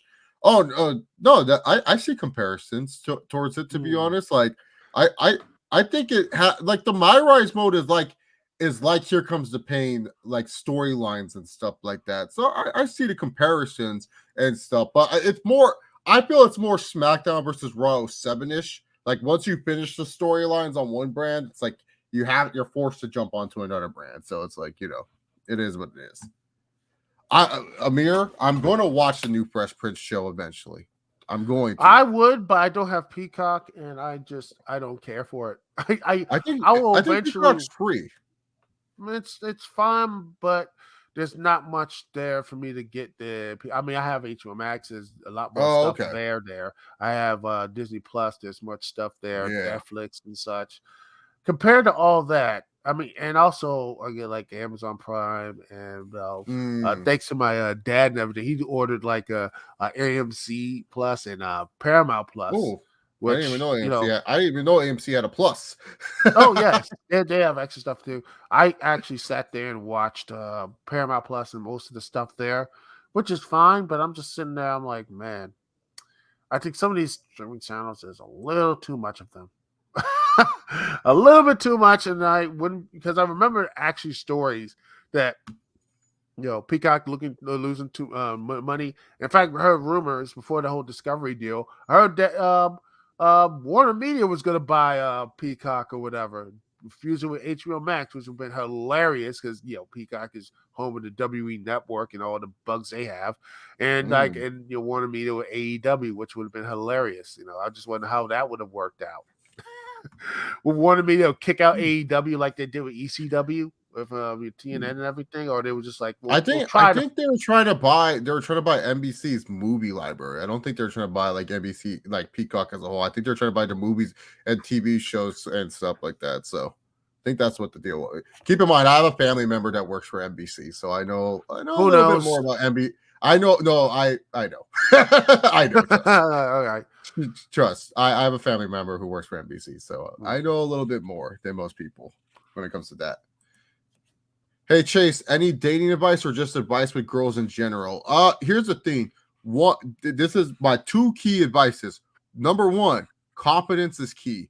If you have confidence, man, women will like you. You just got to be confident in yourself.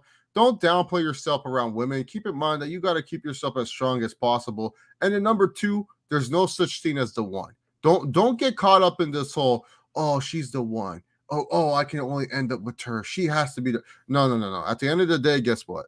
There's plenty of fish out there in the sea. She may be the one at the time, but don't make her the one of your life. And what you need to do is just be okay and settle. Like not settle with loss, but understand loss is going to happen and just enjoy the time that you have with that said individual. Don't be upset if things don't go the way. Like I tell people all the time with dating, you just gotta be confident and you just gotta understand that things will happen as long as you think positive about it. Don't overthink, like overthink fights, overthink, that type of stuff, but don't overthink when you're starting that phase of dating a woman. Like just be yourself, try your best, and if it don't work out, hey, try to hit it at least get a consolation prize out of it. If you can't get that, if you can't get a consolation prize, then I don't know, man. It sucks. Like it sucks. You got friend zone, but it is what it is. There's more women out there, but you got to present yourself. And also, the one thing I will say too is this: know when you're ready to date. Don't date because you feel like you need to. You got to be in the right place mentally, physically for yourself. Like body type. Like here's the thing. I don't care what your body type is as a guy. You can get a woman. You just got to put your standards to where you think you can get it. You can't hire your standards. Like some guys, they just have it all. Not every guy is going to be like that. So you got to understand it's like, hey, whatever your standards are for women, you got to lower them a little bit too. And you'll realize that, hey, sometimes the women that you wouldn't expect to be like to your standards end up being the best ones, to be honest. I'll say that personally. As someone, I dated girls that you would think are like, holy shit, Chase, how'd you get her? And they ended up being some of the worst girlfriends that I had. And then I dated girls where you're like, oh, I don't see anything special. And they're some of my better dating experiences. So date to your standards, date when you're ready. But when you're ready, just be confident. Don't downplay yourself in front of women. They don't like that. And for your female friends, if you have confidence issues, it's fine opening up to female friends because I get it. It gives you a perspective and stuff like that. But your female friends are not going to like a man that's not confident. So always be confident. Yeah, you gotta walk in there and own the room and such, and don't be, and by the way, that is good advice. Don't be like, oh, I got rush get it. No, be the right frame mentally and all that type of because that stuff right there, the mental stuff, man. If you're not right in the head mentally, man, you're gonna lose more relationships, friendships, and deeper like dating stuff too. So, yep, that's what I would literally say is like you just gotta be in the right place mentally, and once you what's it called? Once you're in the right place mentally, so this is not a Q&A. This is Chilling with Chase, where we can take more time answering questions. If you want to be on next week, you can shoot me a DM on Twitter. And so I normally invite people that I know that are already creating content, and because like I already know they already know how to do it. I was just I had nothing to do tonight, so. Oh yeah, no. I invite people who create content mostly, and so I never had him on the channel, and I always wanted to get Duke on the channel and stuff. So hey, I'm always free to do this again because again I like this stuff. I like bouncing back and forth. The chat was actually really good too, man. Yeah, we listened for 2 hours. It was a good conversation. Well, that's what Chilling with Chase is for. Is just a long conversation. We don't have to agree on everything. I don't care if we agree on anything. I just want conversation, and I want people to hear different viewpoints of wrestling and life, to be honest, and stuff. So yeah, but that's it for this this episode of Chilling with Chase. Thank you, Duke, for coming in. You know, I know it was like it was pretty much a last minute thing. I was trying to my original person canceled on me, so I was like, I need someone. So Duke came in the clutch, in per se. So you guys got to give Duke props. I know some of you guys in the chat were. I know some of you guys in the chat didn't like what he was saying, but that's okay. That's what it is, man. Hey, you know what? I say, you just you got. Hey, if I can't dish it out and I can't take it, I dish it out. I gotta take it. So there are some things that I have some opinions that hey, you know what? I can be wrong in, but sometimes, sometimes my crazy opinions sometimes end up happening and or just sometimes things just turn my way. So I'm like, at the end of the day, Mhm. yeah, the stuff does happen when it needs to. I'm like, things just round that comes back to what I say, and I have a good old laugh on Twitter about it, and I'll just sit back and just laugh at it.